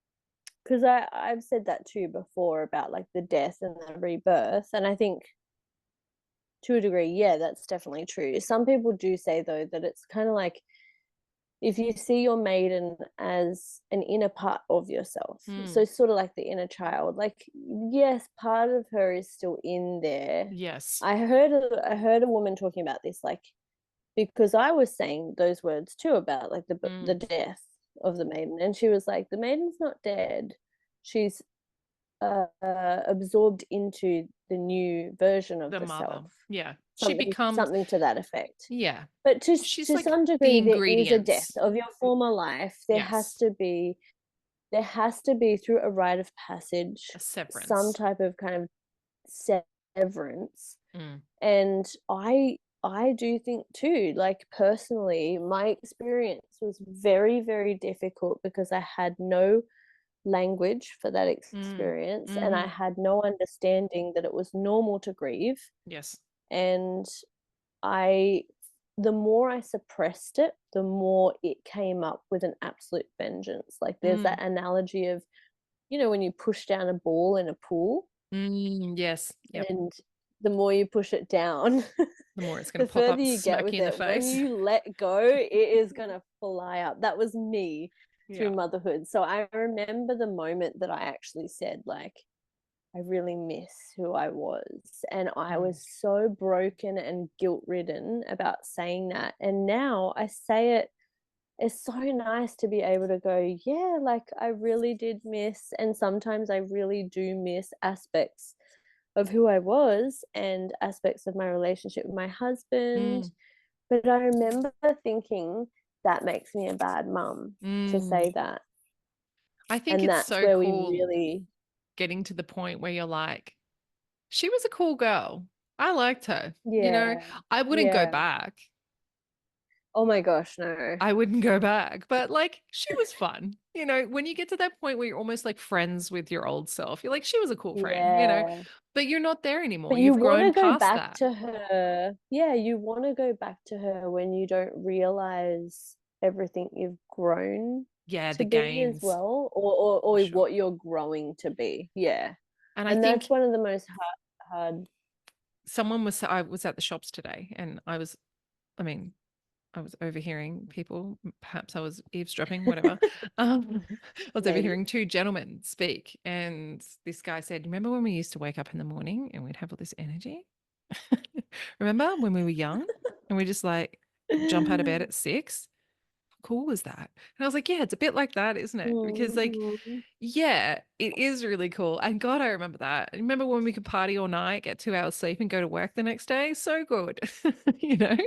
Um, I really love also The old rose sleeping. tinted glasses. Yeah, there are things that you miss. And then I also remember, being single and childless and being like, I just can't wait to have a family. So Yes. the grass Yeah. is always greener. You always remember things differently. And there are pros and 100%. cons to Oh, every goodness. age, but we are not sold as a society the full roundedness and the full spectrum of a woman and of womanhood and of the feminine. And so I think we're really kind of like this generation is really bringing the awareness to that. We are almost the awareness generation, sometimes over awareness, but we are Yes. the awareness Oh, generation, and well, we're yeah, hoping that's hoping us, to isn't heal it? that, I think. Yeah. But it's true, like, the societal impact cannot be understated about, Mm, I guess, how we view women once they become mothers, and mm, that they're almost obsolete. And I think something that came up in the matrescence course that I had done was about how we fetishize pregnant women. mm, I really felt that experience, and even with friends. And so, and there's a certain degree of perhaps uniqueness to my experience in that I was reasonably young, having my first. I was 25 when I was mm. pregnant with my first. And at that point, like in my mum's age bracket, that would have been really normal. My Yeah, mum was on to her second kid at yeah. that point. But for me, there was really not, there was one friend that I knew of that had a baby, and everyone else was nowhere near ready to be doing that. So I remember just feeling like this strange, yeah, kind of liminal space that I almost felt like I was not like a young mum, but not the right age mum, somewhere Mm, in between. mm, And I remember there was so much hype when I was pregnant, particularly from friends. And I really felt like as soon as the baby arrived, that the interest just completely dropped. And I had a really close friend who my expectation was, and you know, that's on me as well, and my own Mm. expectations and my perception of the experience, but my expectation was that it was going to really grow our relationship. This was going to be, you know, my kid's auntie, and that we would just spend so much time together, and that could not have been further from the truth. And what I discovered was that, in essence, I believe this person was jealous of the relationship that I had with my baby. And Mm. you know, I don't mean to scoff at that, because I guess everyone's experience is their own, and there's validity to that for her. Mm. um but for me, I just couldn't even imagine that you could see yourself being replaced by a baby. Mm. I um think as well, like, because because we're there was, so disconnected from what motherhood is. So that person probably wouldn't have an even an inkling of an understanding of what it takes to raise a no. child. Whereas before, when we were in the village or even in more connected villages, even in secular Yes. homes, Yeah. you know, we would be completely encompassed in our entire life by children raising. Children would be around us all the Yeah. time. We would understand what it takes for a mother to for a person to become a mother, what it takes.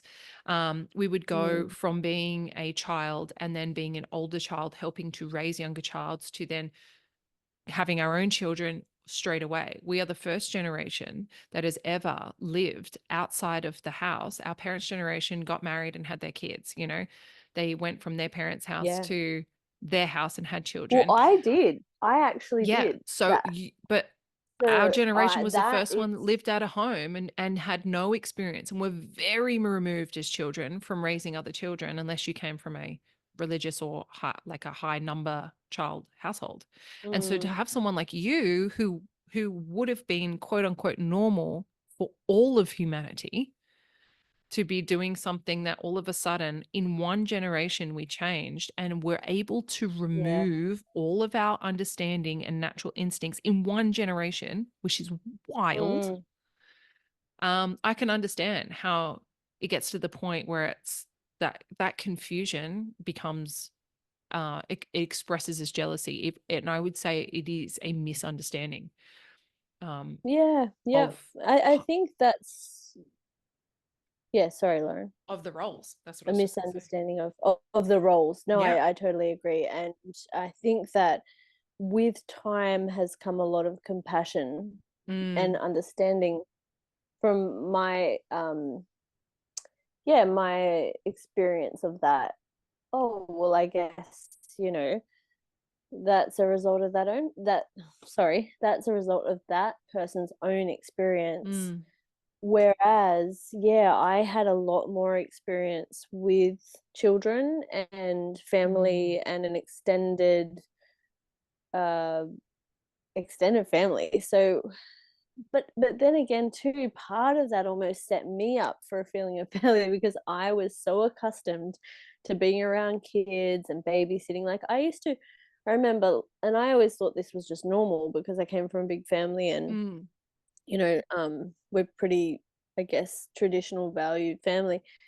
I would come home from school on, what day was it? Maybe a Tuesday. And I would run up to the station, the train station, and I would pick up a baby from a lady that we knew, and I would care for her baby. And I was probably 14. And like, that was just my life. I just thought that that was normal. Um, and so, and then again, too, when my husband and I were to first together when we were dating, like, so much of our dating experience was involved taking care of his nephew, who my husband lived with at the time. So we would be like everywhere with him. And he was very chill, this baby, but he kind of had to be too, because he was just passed around. um, yeah, and so I think my expectation was, and I remember saying to my now husband, we're gonna be such bomb parents. Like, we're just gonna be so all over this. Mhm. And then what happened for me was this huge internal shift. And I think yeah, this real sense of like this is very different when it became my Oh own yeah. child and my own Yeah. experience. I literally Massively had, different. And I think, no, you go yeah, ahead. I think back to those experiences where I looked after other babies, and part of me is a little horrified. Like, not in the sense of like, I cared for them, I loved them and cared for Mm, them, but the level to which I now understand what children need, and I'm yes. very by nature very nurturing and caring, and I do love children. Look, I do get overwhelmed by them at times, don't get me wrong. I always say to my mum and sister who are early childhood teachers, I'm like, oh, I could never. Just the overstimulation of like that many voices in one room. But there's always been this element of love and nurturing which my mum instilled in me, towards children. And so, yeah, when I look back at looking after other people's kids, I'm like, oh my God, I'm just aghast at the level to which I was just like, it's a physical job. Like I Mm, remember this little boy that I was, a neighbor's kid that I was looking after, and had put him to bed because they were going out on a date. Um, and he was making these little noises. He was like, for he was going to sleep. And I remember saying to her when she got home, oh, he was making like noises when he was going to sleep. And she's like, oh, okay, yeah, he's just winding down. Like mm, he's just kind of like regulating himself. And I was like, oh, okay. But now I look at it and it's interesting, I guess, the way that I parent totally is my own thing of how I do things, but I can't imagine my child laying in a bed having to try and self-soothe themselves with a random teenager eating ice cream on the couch. And that's no disrespect to them, because I know they really didn't have much support, and I loved that kid, but I just had no concept of what the emotional mm, needs of a child would be. Like I remember sprinkling fairy dust on him when he hurt his knee or what have you, mm. and giving him a cuddle. But just like when you have your own kid and you're just like, I would literally die for you. Yeah. Like I you just, literally oh, had this exact conversation today. So, being a babysitter and a nanny for 20 years. And I was speaking to a woman who is a nanny. She's at a play group today, and she is a grandmother, and she is oh, nannying okay. a 3-year-old. And we were having this exact conversation about, Yeah. babying, like being a babysitter or a nanny before you had children versus after, and realizing that it's Mm, actually only the women who've had children who can really take care of your child properly. Yet those are the yes, I people who are agree. not available because they're busy taking care of their Right. children. Yet I that's where the know. That's the grandmother's supposed to conundrum. come in, but we're all having Mm-hmm. babies so late that the grandmothers are now too old Yep. to take care of the children because they are not physically capable of doing that anymore. We've really left ourselves in this conundrum. Or And they're off trying to live their own life yeah, that's right, the because grey they nomads. sacrifice way too much of themselves. That's it. That's It's where, it's so yeah, interesting. But beforehand, when we were in, closer communities, it would have been like you're learning to take care of those children before you had your own children with someone who had had children with you. yes, And yes. there would be a conversation around, this is going to be different. I don't think anybody Mm-hmm. tells people who, like you, yourself and myself, who take care of children, it is completely different when it's your own, to a seriousness. It's very flippant. It's like, oh, it'll be different when it's your kid. It'll Yeah. be different when it's your kid. And you think, oh, whatever, you don't know.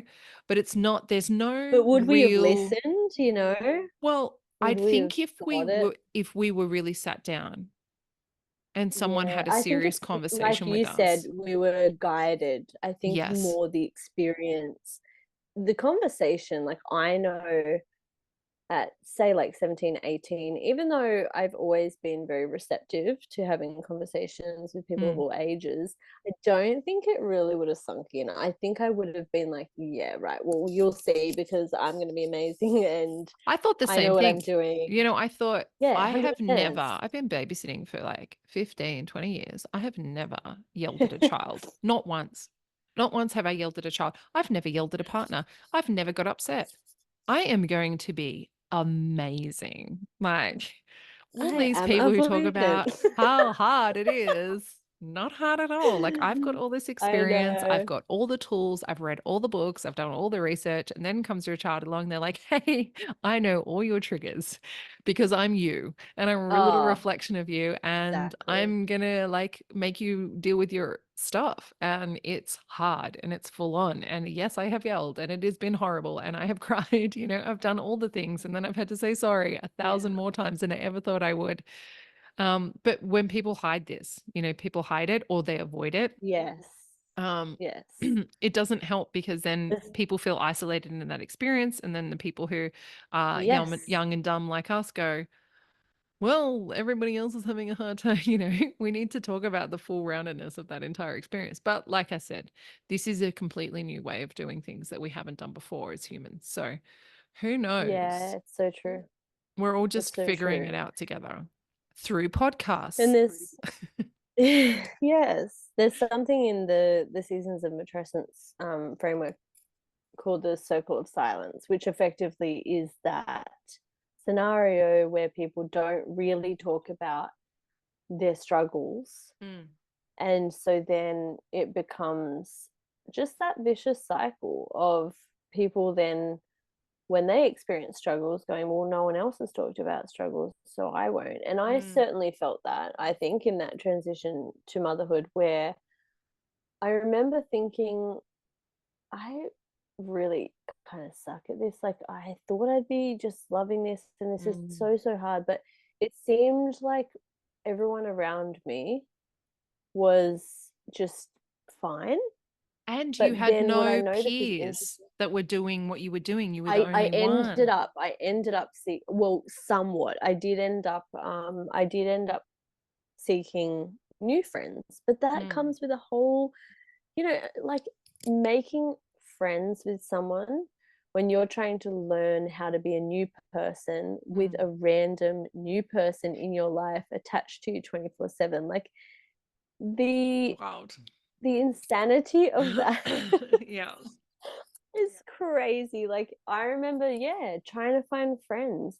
But I think in some ways it maybe is even harder for people who have pre-existing friends who they go through motherhood with, who rediscover things, or maybe really have a huge identity shift.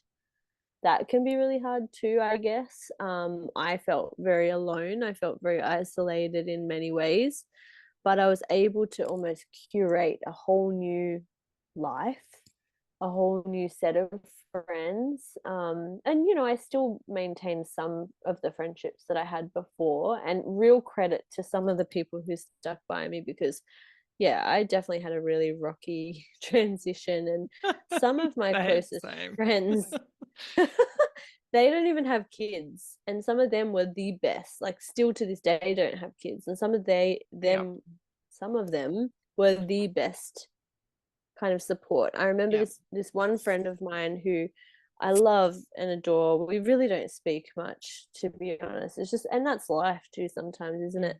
Um, every now and then we'll text each other, how are you going? And it's just that kind of back and forth of, yeah, yeah, like, how are you going type thing.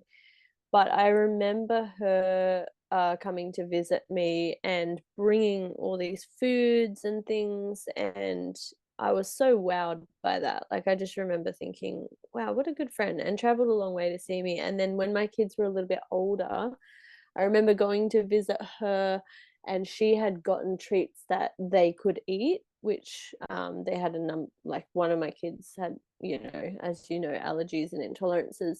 And it's really funny because even though they haven't actually seen her in years, they still call her auntie. And they still say, I remember when we went to Auntie so and so's house and she had those little, like, that carib bear for me. And I'm like, yeah, wow, that's a really formative experience for you, like mm, that, being considered by someone. I was talking to a friend the other day about, I was like, my love language is being considered, being considered by someone. You may not know what they need, but being thought of, having someone who says, like, look, I don't get this, but I'll just do my best to be a friend to you. mm. I look back and in horror at the lack of knowledge that I had. Even though I was surrounded by children, I really don't remember having any kind of um, any kind of idea what the mother was going through. And even like I'd tag along with my mum and see friends of hers who had just given birth, and I'd be like, "Oh, can I hold the baby?" Like, what the hell? I remember this one baby had like a massive cone head, and I was just like, "Oh, that had to be pushed through her vagina. Like that's rough." Um, but I remember I distinctly remember this friend of my mum's saying that she had like an ice cushion or something that she was sitting on, and just having such a detachment from what that even meant. Like, oh yeah, like I guess she's sore down there, like where the baby came out. I just didn't get it at Yeah. all, and had nothing to equate that experience to. And then when my sister had a baby, I was what, 18, and I remember going over there, and I said this to her recently. I was like, I'm so sorry, I'm appalled. I went over there, and she'd had surgery, and she was like, "Do you want a cup of tea?" And I said, "Oh, yes, please. I'll hold the baby." What the hell? So entitled, but there's a whole other story on that around birth order, I think, as Mm. well. Um, I'm the youngest child, so I was just like, everyone's here to do things for me. My sister had a baby before I did, and she's the youngest. And I probably would have done the same thing. Interesting. So Yeah, okay, don't good. feel too bad. That like Yeah, don't feel too bad. I think I you just totally don't get it, do you? agree. And you know what? This is the entire reason that I wrote my book, was this exact thing. And even to the point where I put a list of postpartum symptoms that may occur on a parenting, like a mum's website. And I said, hey, what do you guys think about this? I'm thinking about including this in the book. Does anyone have anything they want to add? Would you have found this helpful if you knew that these things are actually part of a normal postpartum Yeah. experience? And so many women, and I cannot describe to you, I had thousands of responses, and so many women were like, you can't tell other women that, because then they'll never have babies. Yeah. Don't tell them. That makes it sound Yes. There's terrible. that problem with balance. And I was Yeah. like, or you could say, this may happen, but it's all normal. I'm not saying the stuff that's abnormal, that's horrific and, Mm. needs, if this happens, go get medical attention. I'm just talking about things like night sweats. I'm like Googling, why the Yeah. hell What? am I sweating through the bed sheets? Right? What is, no one told me about cluster feeding. I know. I was like, Oh, what is wrong with hello. my I didn't even child? know that you bled for that long after having a A baby. hundred, all of No, this I stuff. had one packet, Lauren, one packet Oh of no. pads. One packet. Isn't that crazy? See, What it's the hell? this is the And thing, I because thought I women was do not talk prepared. to I one was another. prepared for birth, but not postpartum. Yes. That's one of the biggest issues that I see these Yes. days. Preparation for birth is huge. And I talk about it as in birth Even is like the wedding pregnancy day. symptoms, And I know, like all the stuff that but happened to me in I pregnancy. understand. I understand to some extent the sentiment that, if you fixate on all these negative aspects, or seemingly negative aspects, Yes. like women will just be completely off having kids, they won't want to do it, and it presents it in a really negative light. But like, how are we doing a service to women by not preparing them for what they might expect at all? It's like It saying just to a this woman circle of about her silence. menstrual cycle, don't tell her that she's going to bleed, because then she'll never Yeah, want to grow exactly. up. That's Imagine just the ridiculous. fear of it. Yeah. And so one woman said, oh, so women will just use this as a checklist to like make things wrong after they give birth. And I was like, oh, it just saves them a shit ton of time on Google and anxiety about whether they're Yeah, I dying or know. not, whether they're not. Like, I know. sure, it can go either way. That's the individual experience. What I'm Yeah, advocating that's the for is the choice. Like, I yeah. have a friend where I specifically ask her, because I know of her state of mind, and she knows of her state of mind, and we've had the conversation. I ask her, do you want to know about this thing? And she'll say, yeah, I'm feeling Hmm. pretty good, hit me with it. Or she'll say, not in a place where I can hear anything remotely Yeah. distressing right now. Great, thanks. And I give her the Yeah. choice. So, you know, in my book, you have the choice. You have the choice to read that and go, I'd love to know all the things that could happen. Or you go, I actually can't. I'm not the type of person who can look at that kind of list. But if we don't give the women the choice, Yeah. then we're going to end up with serious, and look, rounding this back out to our attachment styles, depending on your attachment style, you're going to end up with seriously dysregulated nervous Yeah. systems. And that's I not think good we come to postpartum. it too late. Yeah.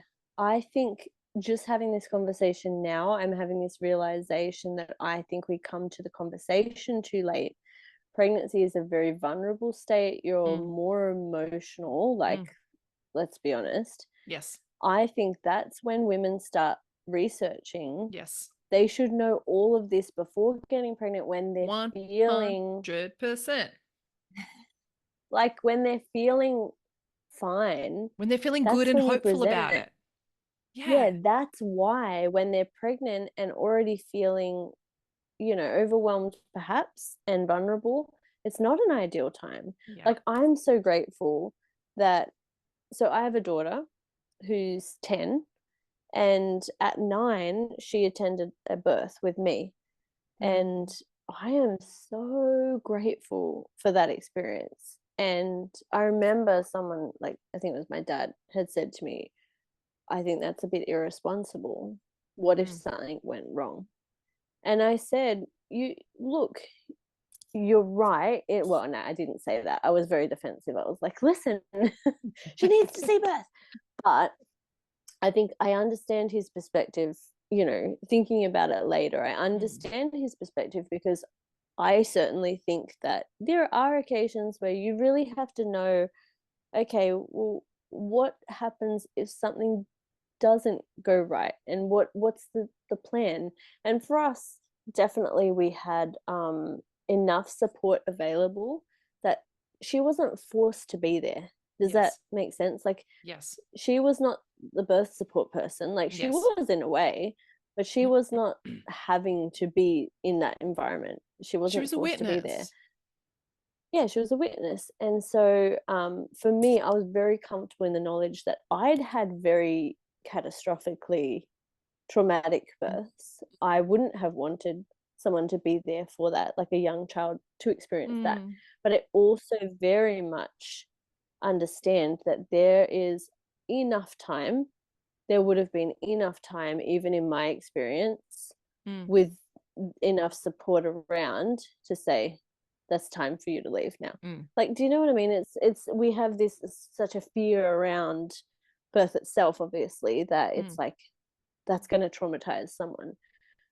I look at her at she was, yeah, 9 years old, witnessed a physiological birth, a very beautiful birth, but by someone who'd had really quite traumatic births previously. mm, And I am so grateful that she witnessed not just the birth, but how we cared for the woman after, because that's what mm, she will need to know when she's older. She mm. may not have kids. She may not. Are you gonna make me Like, cry? I'm her mom. No. Yeah. It's so true. It's so true. It's not even the birth. It's the it's the women caring for women. It's the relations that happen in that. The moment is going to happen regardless, but if she'd gone to a hospital and witnessed how they'd cared for the woman there, it might have been a more Mm. traumatic experience than even Yeah. if the worst had happened, having that happen in an environment at her home with her, with someone that she knows, possibly a midwife. I'm not sure of the entire situation, but all of those, the way that a home birth particularly is approached, even if the worst happened, that's the best case scenario for how she would have been cared for if the worst happened. Yeah.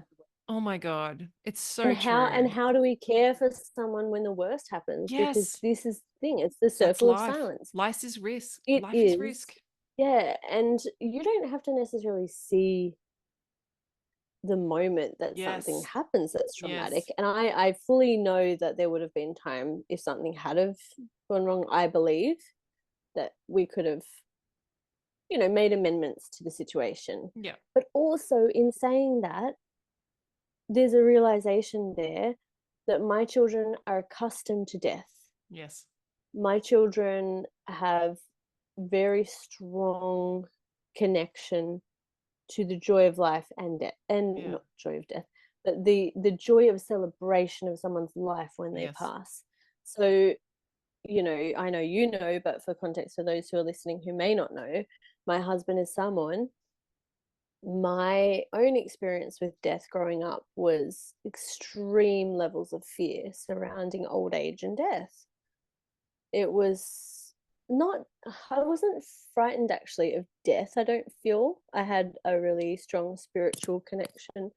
I don't think I was frightened of death. I think what frightened me is my innate knowledge that what we do around death is wrong. Mm. And I was with my grandfather when he died. And let me tell you, that was the worst witnessing of a sacred rite of passage that I could have ever seen as a child. Like I was, how old would I have been? I was a teenager at the time. They had him on a metal table at a Oh, hospital. I knew what was happening. I knew oh, exactly what was happening, and I'd done enough. I think like research and study into how the body works to understand that when everything went woo, like up and looked really good, I said to my mum, like, this is actually, he's dying. Because she was like, oh, well, he's coming good. And I was like, no. And I remember the lights and the thing that he was on and what he was wearing, and I think about it and I'm like, yeah, that's the freaking experience of birth that we're putting women through. It's just the same shit, excuse my language. But obviously, I get passionate about this because my birth trauma was not centered around what happened to me. It was the lack of care and support that was yes. given to me after what happened. Mm. And that's the big conversation around birth Mm. trauma and around this silence that we have, because the pendulum swings and people want to say things like birth's safe, birth's natural, birth's 100% whatever physiological, can be this, that conversation troubles me, not in a triggered kind of sense.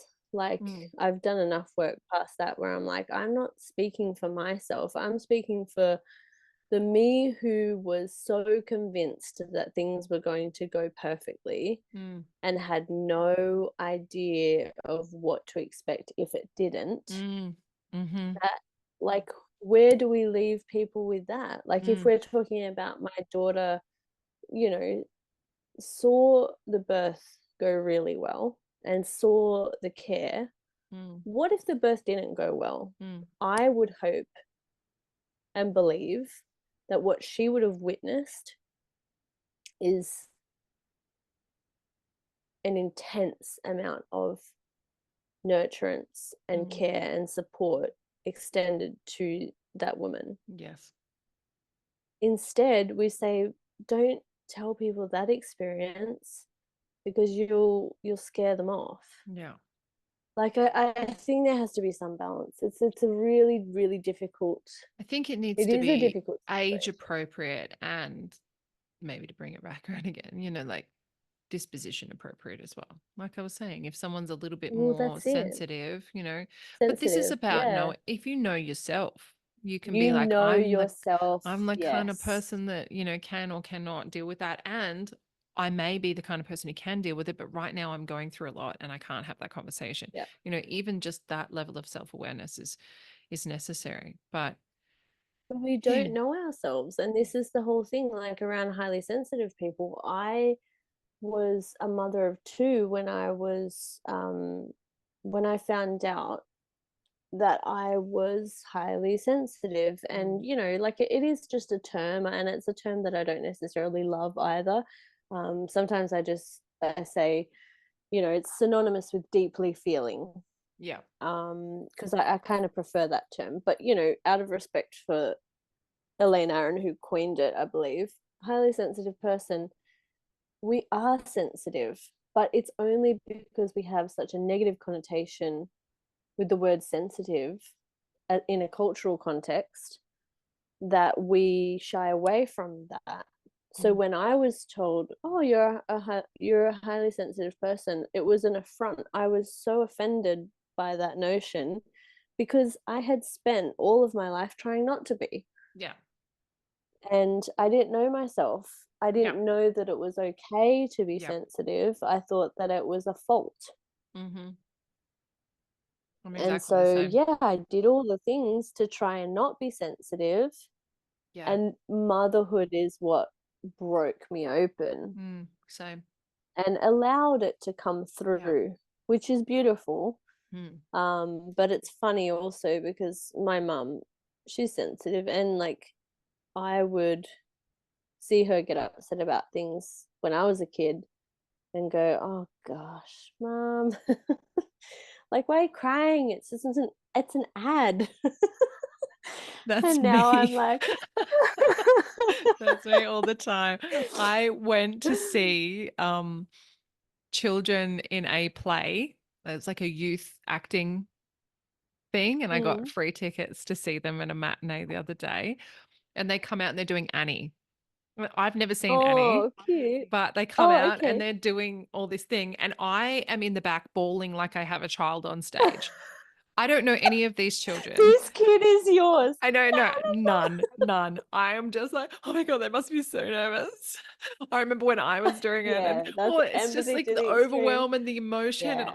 I was just like, oh my God, this is so beautiful. I just felt for everybody in there, Yeah. every parent in there, like every child's excitement, every kid who was getting to experience theater for the first time and like wondering if that was going to spark what happened for me when I saw theater for the first time. And it was just so much that I was Yeah. mess, Leo. I told you I was a mess. I was like blowing my nose. I ran out of tissues. And everyone's looking at me like I was up the back. Everyone was like, that woman is really Stop losing it it. to Annie. Like it's not that sad. Yes, she's in an The fact orphanage, but that people must have really been like, "Oh, someone's mum is someone's really mom. emotional." No, no one's mom. I love that. Not me. I say to people, like, "Don't take me to a funeral. I'm begging you, don't take me to a funeral," because I went I went to a funeral. I mean, I shouldn't laugh. It's quite a somber topic, obviously, but my husband's That's just gonna make me friend. laugh more. I know, like, how can I make this more inappropriate? Um, my husband, we were dating at this time. We weren't even married, but my then boyfriend's friend's dad passed away. Had I met this man, not in my life. I went to that funeral. I kid you not. I could have been a paid like mourner. You Yeah. know, like in some cultures they pay, mate, sign me up, except Yeah. for the fact that I'd be out of action for like 4 days afterward. Yeah. I was sobbing. Like I had to leave because it was so embarrassing. The level to which I was so upset. His own family were not as upset outwardly as I had to walk out because I was like, this is so upsetting and sad. And I, yeah, it's Yeah. just like, hey, like, did that not give you a clue, girlfriend, that you were highly sensitive? But Yeah, definitely the and experience was, like the ball under the water, the more you try to suppress it, the worse you oh, get. Like so much. I I'm good, feel I'm like that's strong. what happens.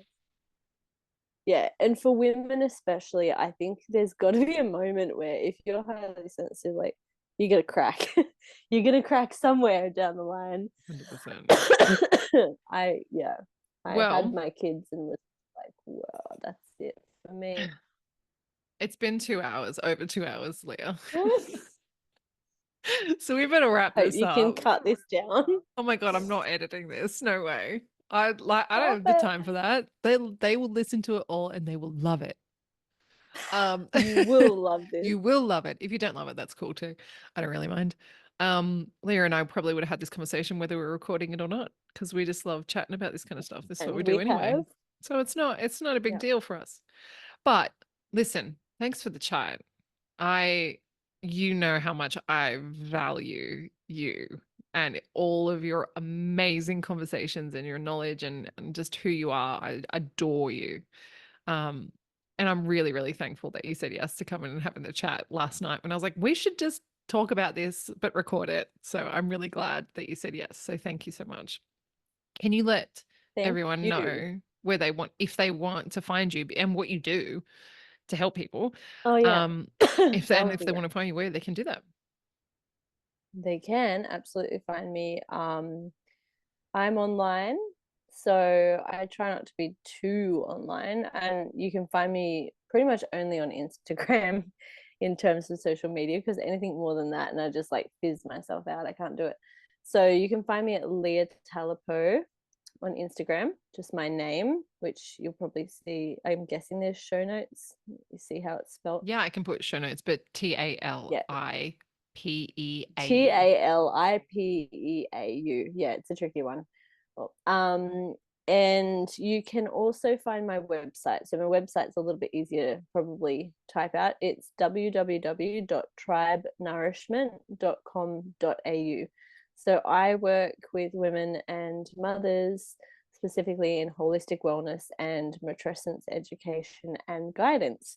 So I help women in supporting them through the incredible transition and rite of passage that is motherhood. And that's as succinct as I'm going to make it. I like it. And I think you do incredible work.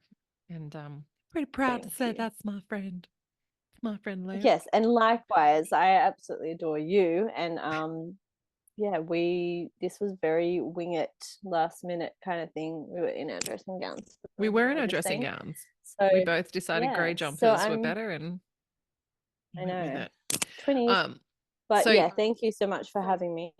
no, you're so welcome. And maybe you'll come back again and we'll have a little bit more of a who am I kidding? We're not going to have a short chat. We'll have another 2 hour No, episode for you, I'll maybe be back, girlfriend. soon. I'll be back. Excellent. All right. If you want to find Leah, you know where to find her. And thanks for having the chat.